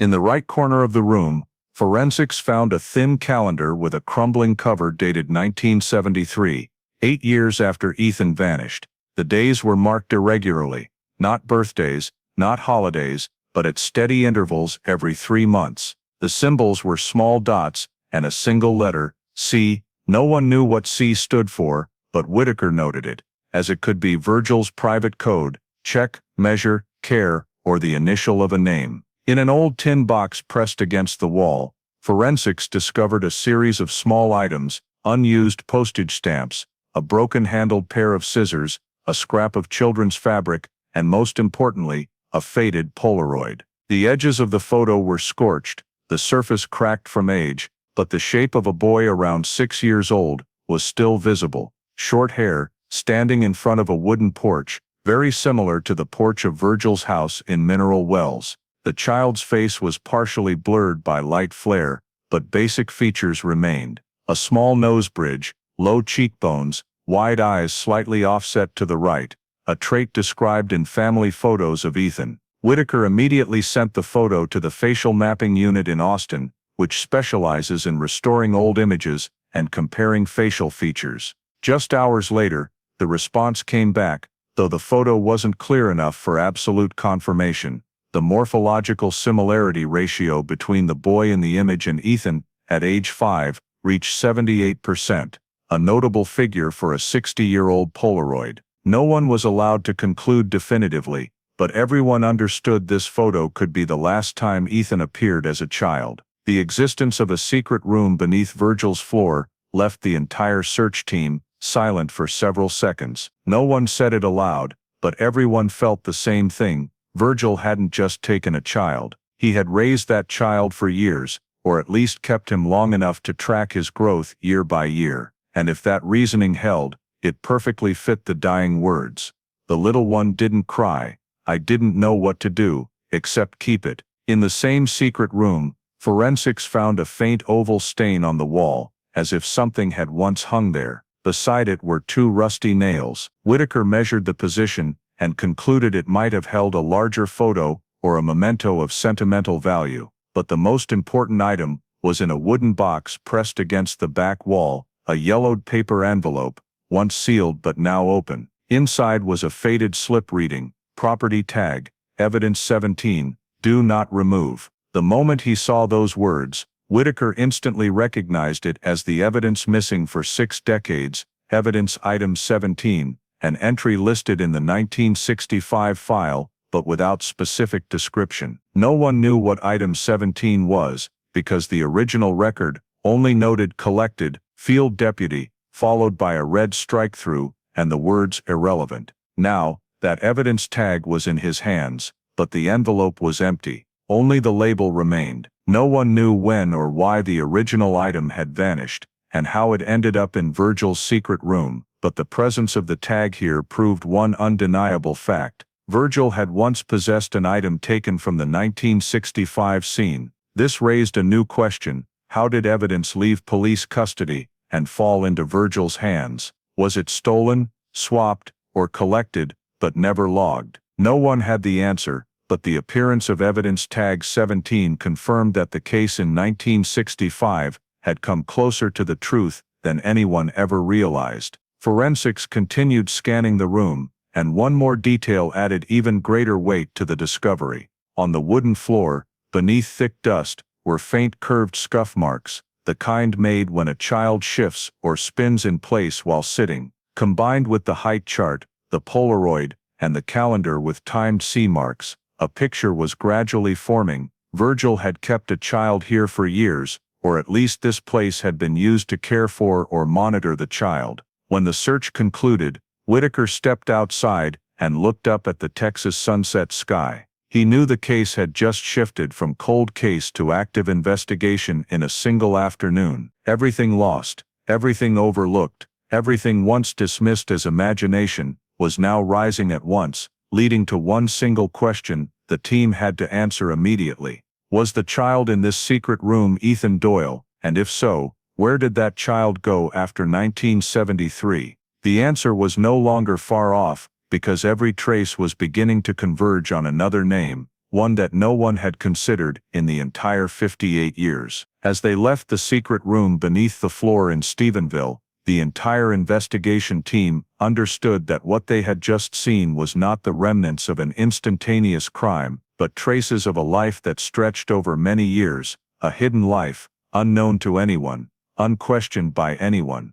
But to determine whether the child in that room was Ethan Doyle, the Texas Rangers had to trace what remained of Virgil Hanley's life, especially the places he had lived, and the identities he might have created. From the items recovered, forensics discovered a crucial detail. In the wooden trunk in the corner of the room was a stack of old papers, including a faded paper ID card in the name of Samuel Clay, birth year 1965, issued in Abilene in 1987. What stood out was that this card did not match any official Texas ID template from that era.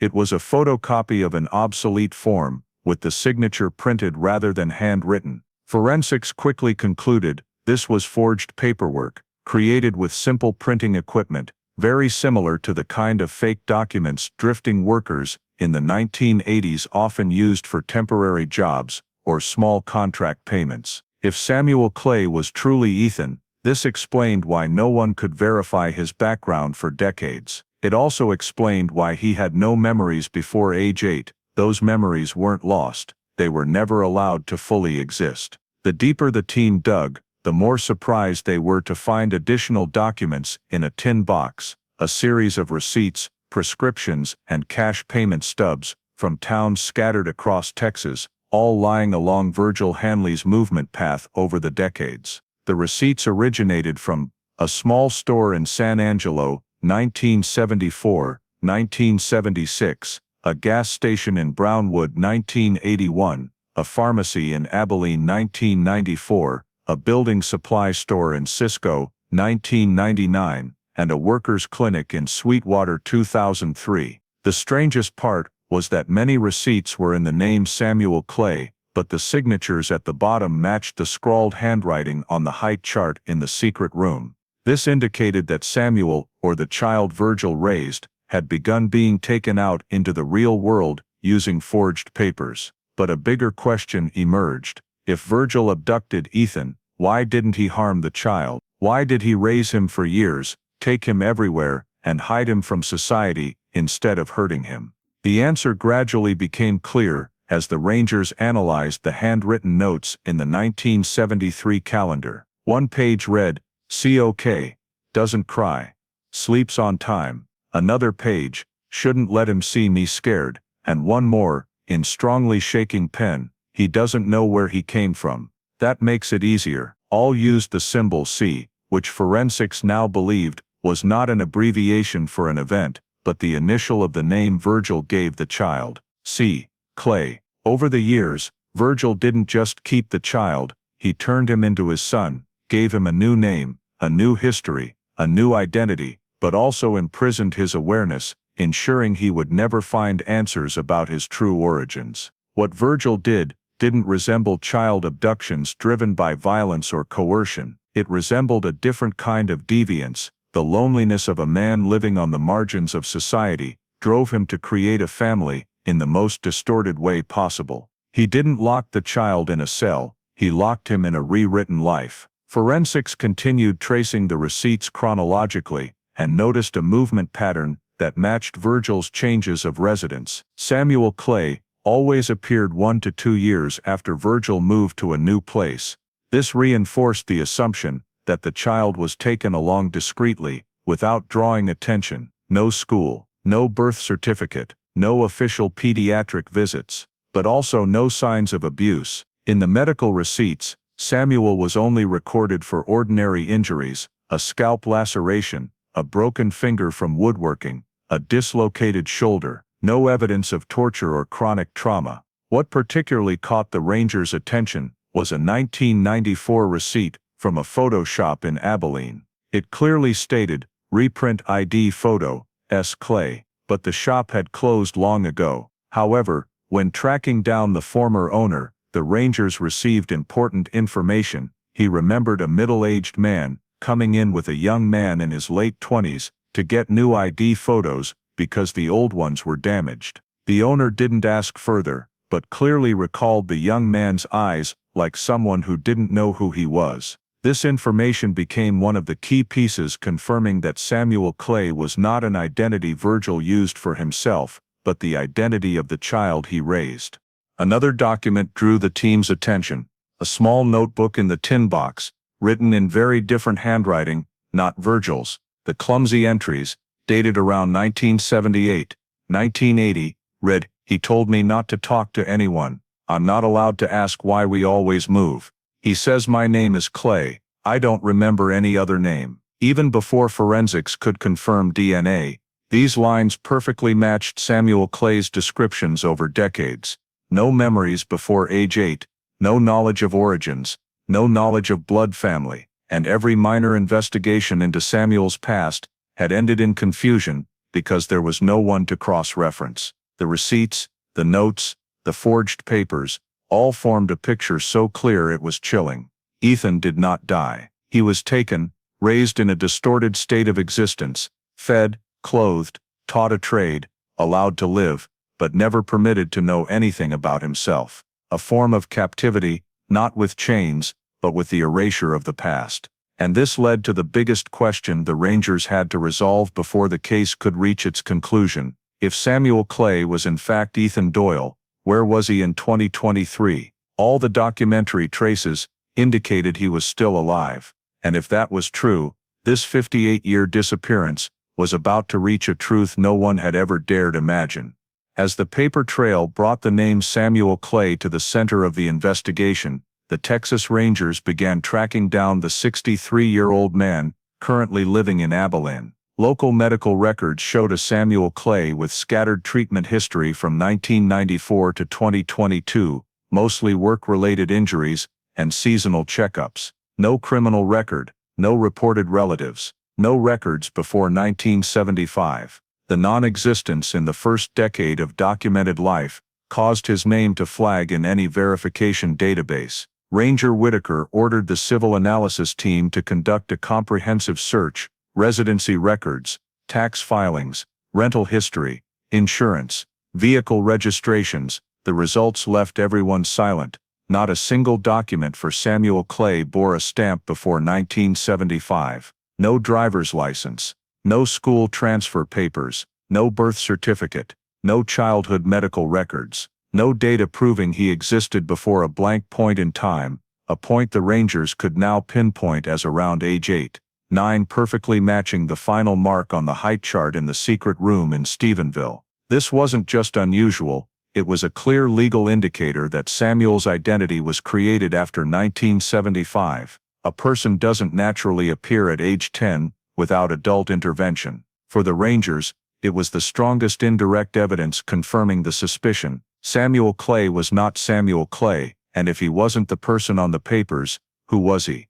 The investigation team immediately headed to meet him in Abilene, where he lived in a small rental house in a working-class area. When they arrived, Samuel was cleaning the yard, moving slowly but carefully, average height, slightly stooped. His face showed no sign of guilty fear. Instead, he greeted the Rangers with surprised but calm eyes. Whitaker introduced himself, explaining the visit was to verify personal documents and clarify some civil matters. Samuel didn't panic or try to evade. He simply nodded, "I understand." They sat in the small living room, which had almost no decorations beyond a few old work tools and a low table. When Whitaker asked about his childhood, Samuel paused for a long time, as if trying to search a book that had never been opened. He answered, "I don't really remember." The Rangers pressed, "Do you know where you were born?" Samuel shook his head. "I just remember waking up in a wooden house. There was a man living with me. He said my name was Clay.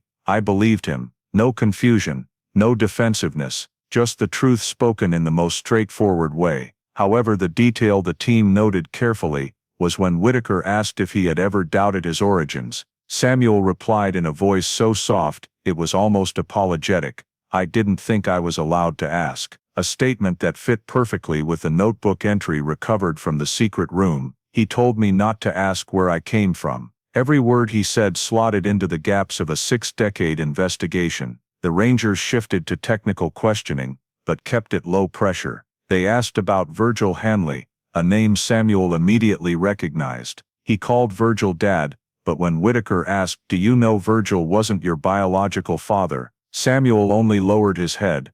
"I know, but I don't know who my real parents were." That answer wasn't denial, it was the raw exposure of a life that had been rebuilt. Whitaker moved to the core question, "Do you remember anyone else besides Virgil? A family?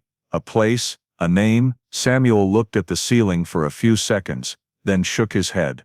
"I remember red dust, a yard, a long road, the smell of harsh sun." Those descriptions matched chillingly with the scene description of Ethan Doyle's 1965 disappearance. Forensics and the Records Analysis Unit continued digging into Samuel's financial history. The data showed that from the 1980s onward, he frequently received cash wages for jobs that didn't require formal paperwork: day labor, loading, woodworking, the kind of work someone without an original identity could do for years without anyone noticing. Notably, in 1994, when Samuel was issued a Social Security number, the process didn't require full birth documentation if the applicant met basic work and residency conditions. This explained how his identity had existed for nearly 30 years without suspicion. Whitaker saw no signs that Samuel was lying. He wasn't trying to craft a consistent story. Instead, every answer felt like someone piecing together his own incomplete memories. A form of memory controlled from childhood, a form of cognitive imprisonment that lasted years, not through beatings or torture, but through isolation and the instructions of the man he called father. In the second hour of questioning, Whitaker decided to try a gentle psychological approach. He placed the facial mapping restored photo of 5-year-old Ethan Doyle on the table. Samuel stared at it for a long time, not touching it, just tracing the features with his eyes. Then he asked a question that sent a chill through the team. "This child, Did he once live in a place with a wooden fence? Whitaker stayed calm. Yes. Do you recognize anything? Samuel neither nodded nor shook his head. He only said, I don't know, but I feel familiar. Nothing stronger for direct identification, yet nothing weaker for legal evidence. The Rangers knew they needed the one thing that could shatter 6 decades of uncertainty: DNA. When Whitaker informed him they needed to collect a DNA sample to verify identity, he didn't object. Instead, he asked a question very softly, very slowly. Do I have a real home? That wasn't the question of a suspect. It was the question of a 63-year-old man facing the possibility of discovering a truth he had been forbidden to ask about his whole life. The DNA sample was collected that same day. All that remained was to compare it with the Doyle family profile, a process now far simpler than in 2010, but carrying psychological weight beyond measure. If the DNA matched, the longest disappearance in Palo Pinto County history would be resolved in an instant. If it didn't, the entire Ethan Samuel hypothesis would collapse. As the team left Abilene, Whitaker stood on the porch watching Samuel close the door. He saw no concealment, no fear, only a man who didn't know he had lived his entire life inside a rewritten story, a story the Rangers were about to return to its rightful place, with the DNA results that would become the most significant milestone in this 58-year case. The DNA results were delivered to the Texas Rangers office in Austin on the morning of April 22, 2023. The lab took less than 48 hours to process the sample, a time frame so short that no one on the team dared breathe deeply. The match report was prepared using familial analysis, comparing Samuel Clay's sample to the Doyle family DNA, one sample from the mother, deceased, but preserved in medical records, and one from the older brother now living in Houston. When the genetic profile appeared on the screen, the examiner took only seconds to conclude: direct blood relationship, probability of identity, 99.998%. No further analysis was needed. Samuel Clay was Ethan Doyle, the child who vanished in 1965, presumed dead, abducted, or lost in the wilderness, was standing there, alive, breathing, and bearing a different name for nearly 6 decades. Whitaker received the envelope with the test results,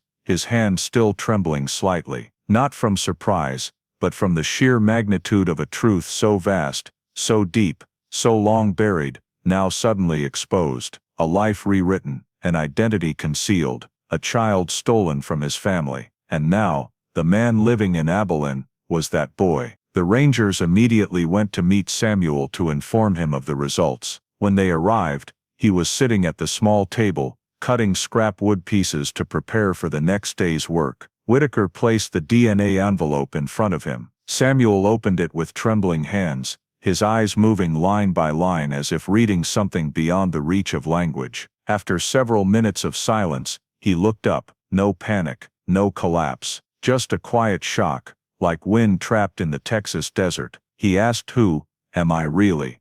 Whitaker answered, in the gentlest voice possible, "Your real name is Ethan Doyle. You disappeared in 1965. All of Texas searched for you for weeks. Your family never stopped looking for you for decades." Samuel leaned back, his hands clenched into fists. His next words choked the entire team. "I thought I was Virgil's real son." Not a confession, not a defense. It was the belief he had lived with for 58 years.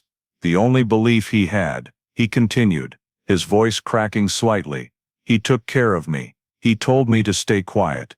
Told me I was Clay. I had no one else. I didn't think I was taken from anywhere." The entire room fell into a silence no investigator had ever experienced in their career. Facing them was not a victim who knew he had been abducted, but a man who had lived his whole life with a completely different reality. To him, Virgil wasn't the abductor, he was the caregiver, the protector, the creator of the only world he knew, a father whom Samuel had just lost days earlier. That made the truth even crueler. Ethan hadn't just been separated from his real family, he had been made to believe Virgil was the only family he ever had.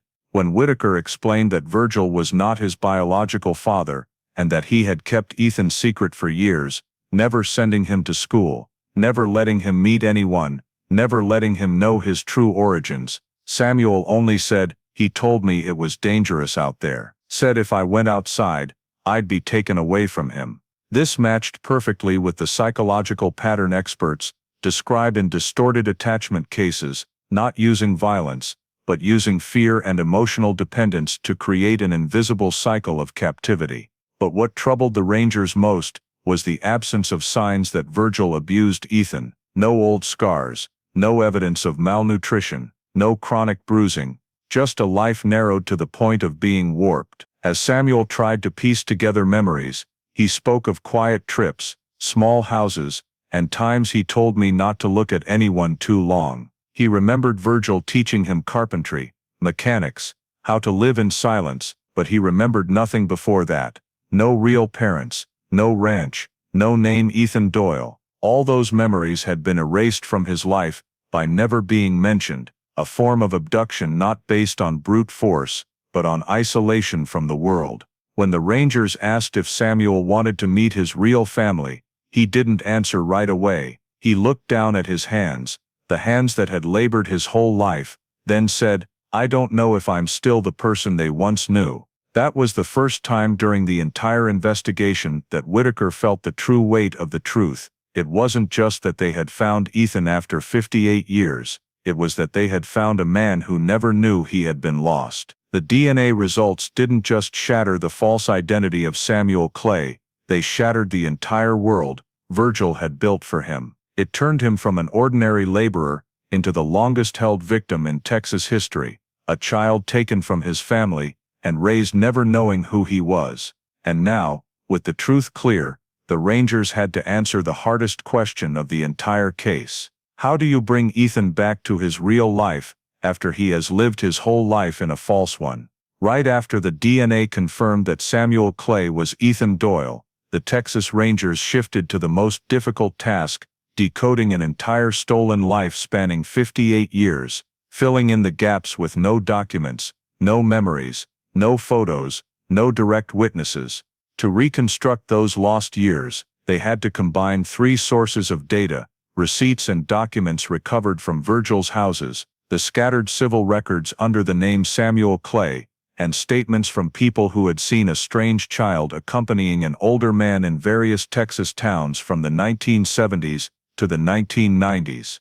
They started by spreading out a massive map of Texas on the table, one huge map marking every place Virgil had stopped: Mineral Wells, San Angelo, Brownwood, Abilene, Sweetwater, Cisco, Stephenville. Each town was tagged with a preliminary timeline based on the surviving receipts. Every faded line on a receipt became a precious clue: a cooler of ice in 1974, a can of paint in 1982, a painkiller prescription in 1994. If Ethan's life had been rewritten, those numbers were now the pencil to rewrite the truth. The Rangers identified a movement pattern: Virgil always stayed in one place for 2-4 years, then vanished, usually just before any paperwork demands from schools or local authorities arose. That was how he kept Ethan off the legal radar. But something even more surprising emerged when they cross-checked with old scattered police reports. In 1971,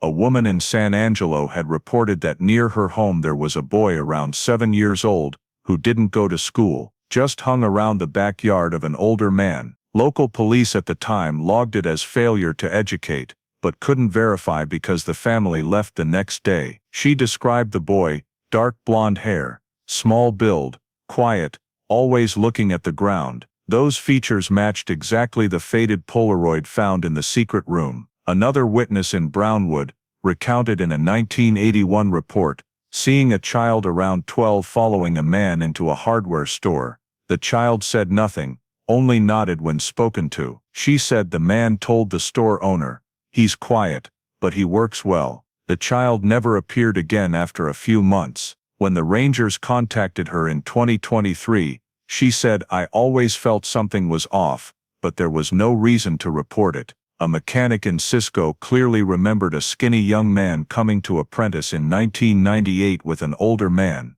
The kid treated him like a real dad, but it was strange. He didn't even know his own age, the mechanic said.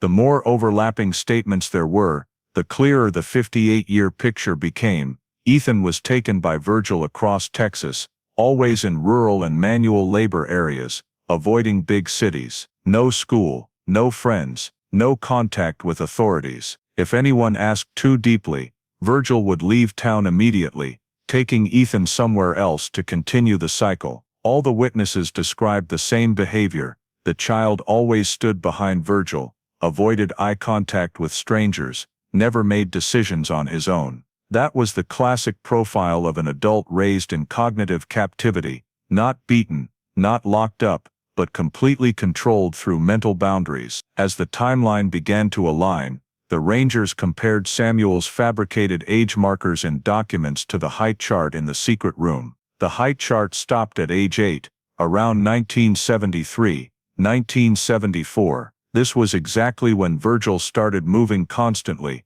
meaning Ethan after age 8 was no longer confined to the room but taken out, yet still not integrated into any community. This explained why Samuel always said he had no childhood memories, but still had vague recollections of trips on dirt roads, wooden houses, and the smell of harsh sun. Those were memories of the hidden years, not of being locked in a single room. The Rangers expanded the witness data by contacting people who lived near Virgil's old addresses, many now in their 70s. They recounted stories no one paid attention to at the time, but that now became vital pieces. A boy who always wore a cap pulled over his face. A young man who never came to the store alone. An older man who always paid cash and wouldn't let anyone near his son. An incident in Sweetwater in 2001, where a witness said the young man with Virgil seemed like he didn't know how to answer simple questions. All the accounts pointed to one truth: Ethan had lived, grown up, worked, existed in Texas society, but never belonged anywhere. He lived like a shadow following Virgil, leaving no mark in any official database. When the Rangers completed the timeline, they discovered a chilling detail: a 3-year gap, 1983, 1986, with no receipts, no addresses, no witnesses. A period when Ethan left no trace at all. They found only one scrap of paper from the trunk: Clay sick, shouldn't let anyone see. This raised the possibility that Ethan may have been seriously ill, perhaps hidden in another cabin, or cared for by a woman who briefly lived with Virgil. The Rangers checked scattered medical records across Texas, but found no Clay, confirming Virgil avoided hospitals to protect the secret. With the timeline complete, the Rangers realized this wasn't just the journey of a stolen child, it was the distorted rebirth of an identity. From 1965 to 2023, Ethan lived under the name Samuel Clay, stripped of his past but not stripped of the chance to live. Now, with the truth finally pieced together, one major question remained unanswered. Why did Virgil keep Ethan for 58 years? The answer wouldn't lie in DNA or receipts. It lay in a deeper psychological layer, something the Rangers were about to uncover in the final interviews, and in the secret records Virgil left behind. Once Samuel Clay's true identity was verified, the Texas Rangers expanded the investigation to those who had lived with Virgil Hanley, particularly his ex-wife, Marjorie Hanley, now 79 years old and living in Wichita Falls. She was known to have cohabited with Virgil from 1972 to 1980, a period that overlapped with the point where the height chart in the secret room stopped, with the phase when Ethan began being taken out of his initial confinement. When the Rangers arrived, Marjorie opened the door with a weary expression, as if she had been waiting for this moment for a long time. She didn't evade, didn't demand a lawyer, and simply said, "I knew this would come sooner or later." In the first interview, Marjorie sat silent for nearly 2 minutes before answering Whitaker's opening question. Then, in a trembling but clear voice, she admitted, "I knew about the boy since 1973. The Rangers stayed calm, but the air in the room immediately grew tense. She recounted her first encounter with Clay, a skinny, silent boy who always hid behind Virgil like a shadow. Virgil introduced him as my son from before I met you. She found it strange that the boy wouldn't speak, and even stranger was his fearful reaction to strangers. But Virgil pressured her to believe it, to accept it. He said the boy was sensitive, and needed time. I didn't dare ask more back then. When the Rangers asked why she never reported it to the police, Marjorie fell silent for a very long time. Then she said, "Because I was controlled too." Marjorie described life with Virgil as a locked box. She wasn't allowed out without reporting it. No friends over, no using the phone alone, and especially no private conversations with Clay. If I asked him anything, Virgil would stand behind me. He heard everything.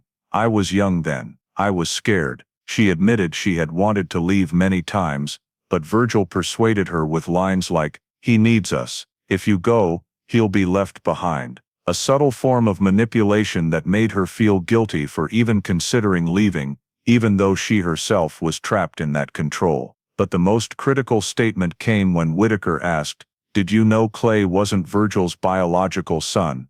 Marjorie lowered her head. "I knew." She recounted the moment in 1974 when she found a small wooden box containing old newspaper clippings about a missing child in Palo Pinto County. She didn't fully understand the story, but when she asked Virgil, he nearly exploded, snatched the box and said, "That has nothing to do with you." From that day on, Marjorie never mentioned it again, and Virgil changed.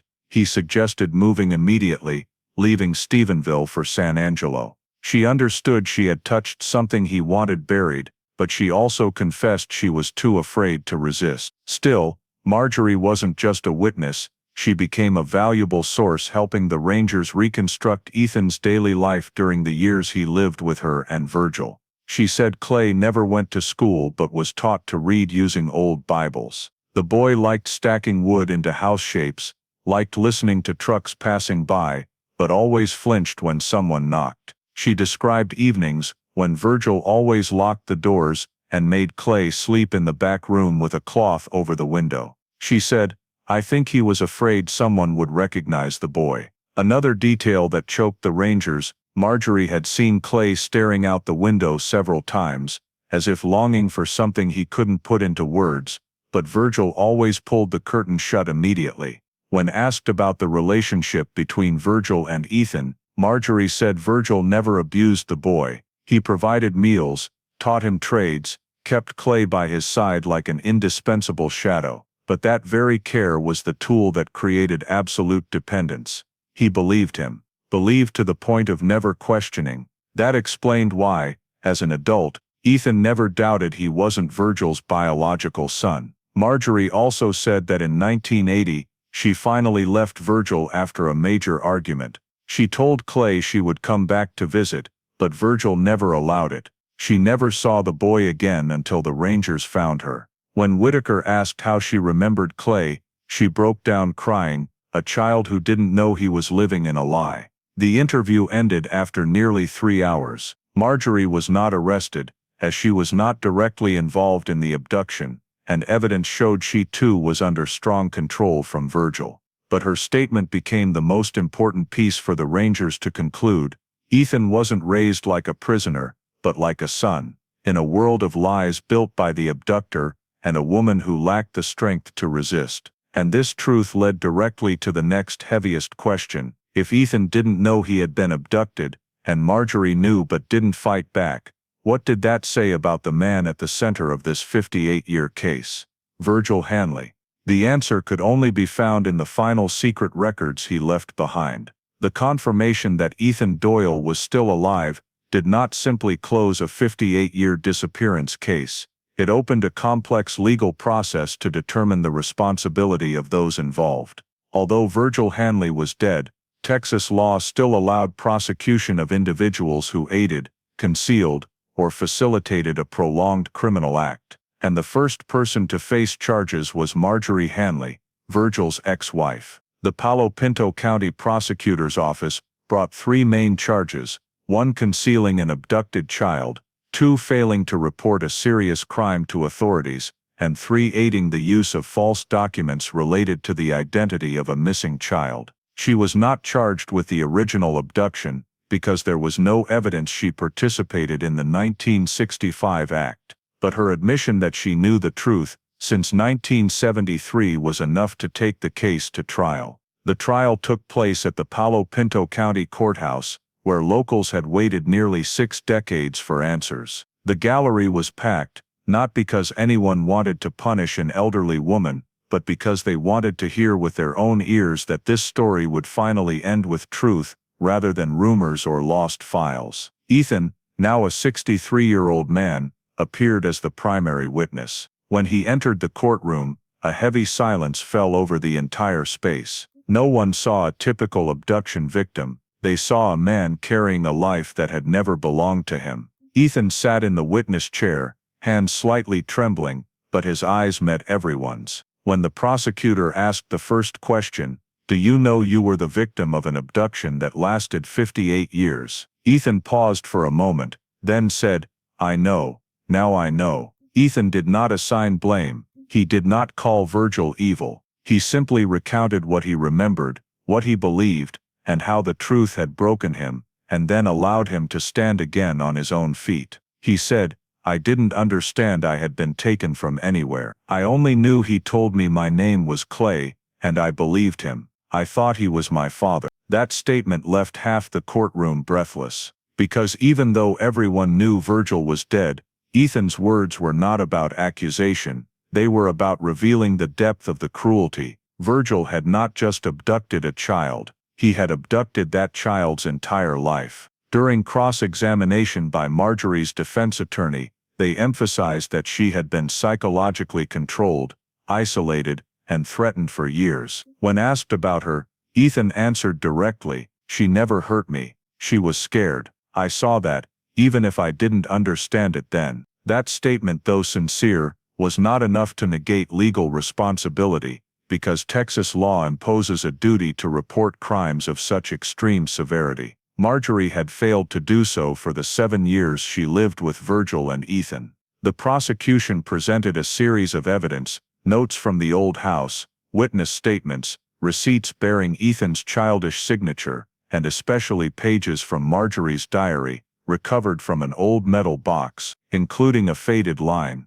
"I don't know whether I should save the boy or save myself." That line was not offered as justification. It only deepened the psychological portrait of her. The trial lasted 3 days. In the end, the jury found Marjorie guilty on all 3 counts. However, due to her advanced age, frail health, and full cooperation with the investigation, the court issued a suspended sentence, along with a requirement of 12 months of community supervision and participation in child safety education programs. The sentence was not meant to punish an elderly woman, but to affirm that silence in the face of a crime spanning half a century could not be considered innocent.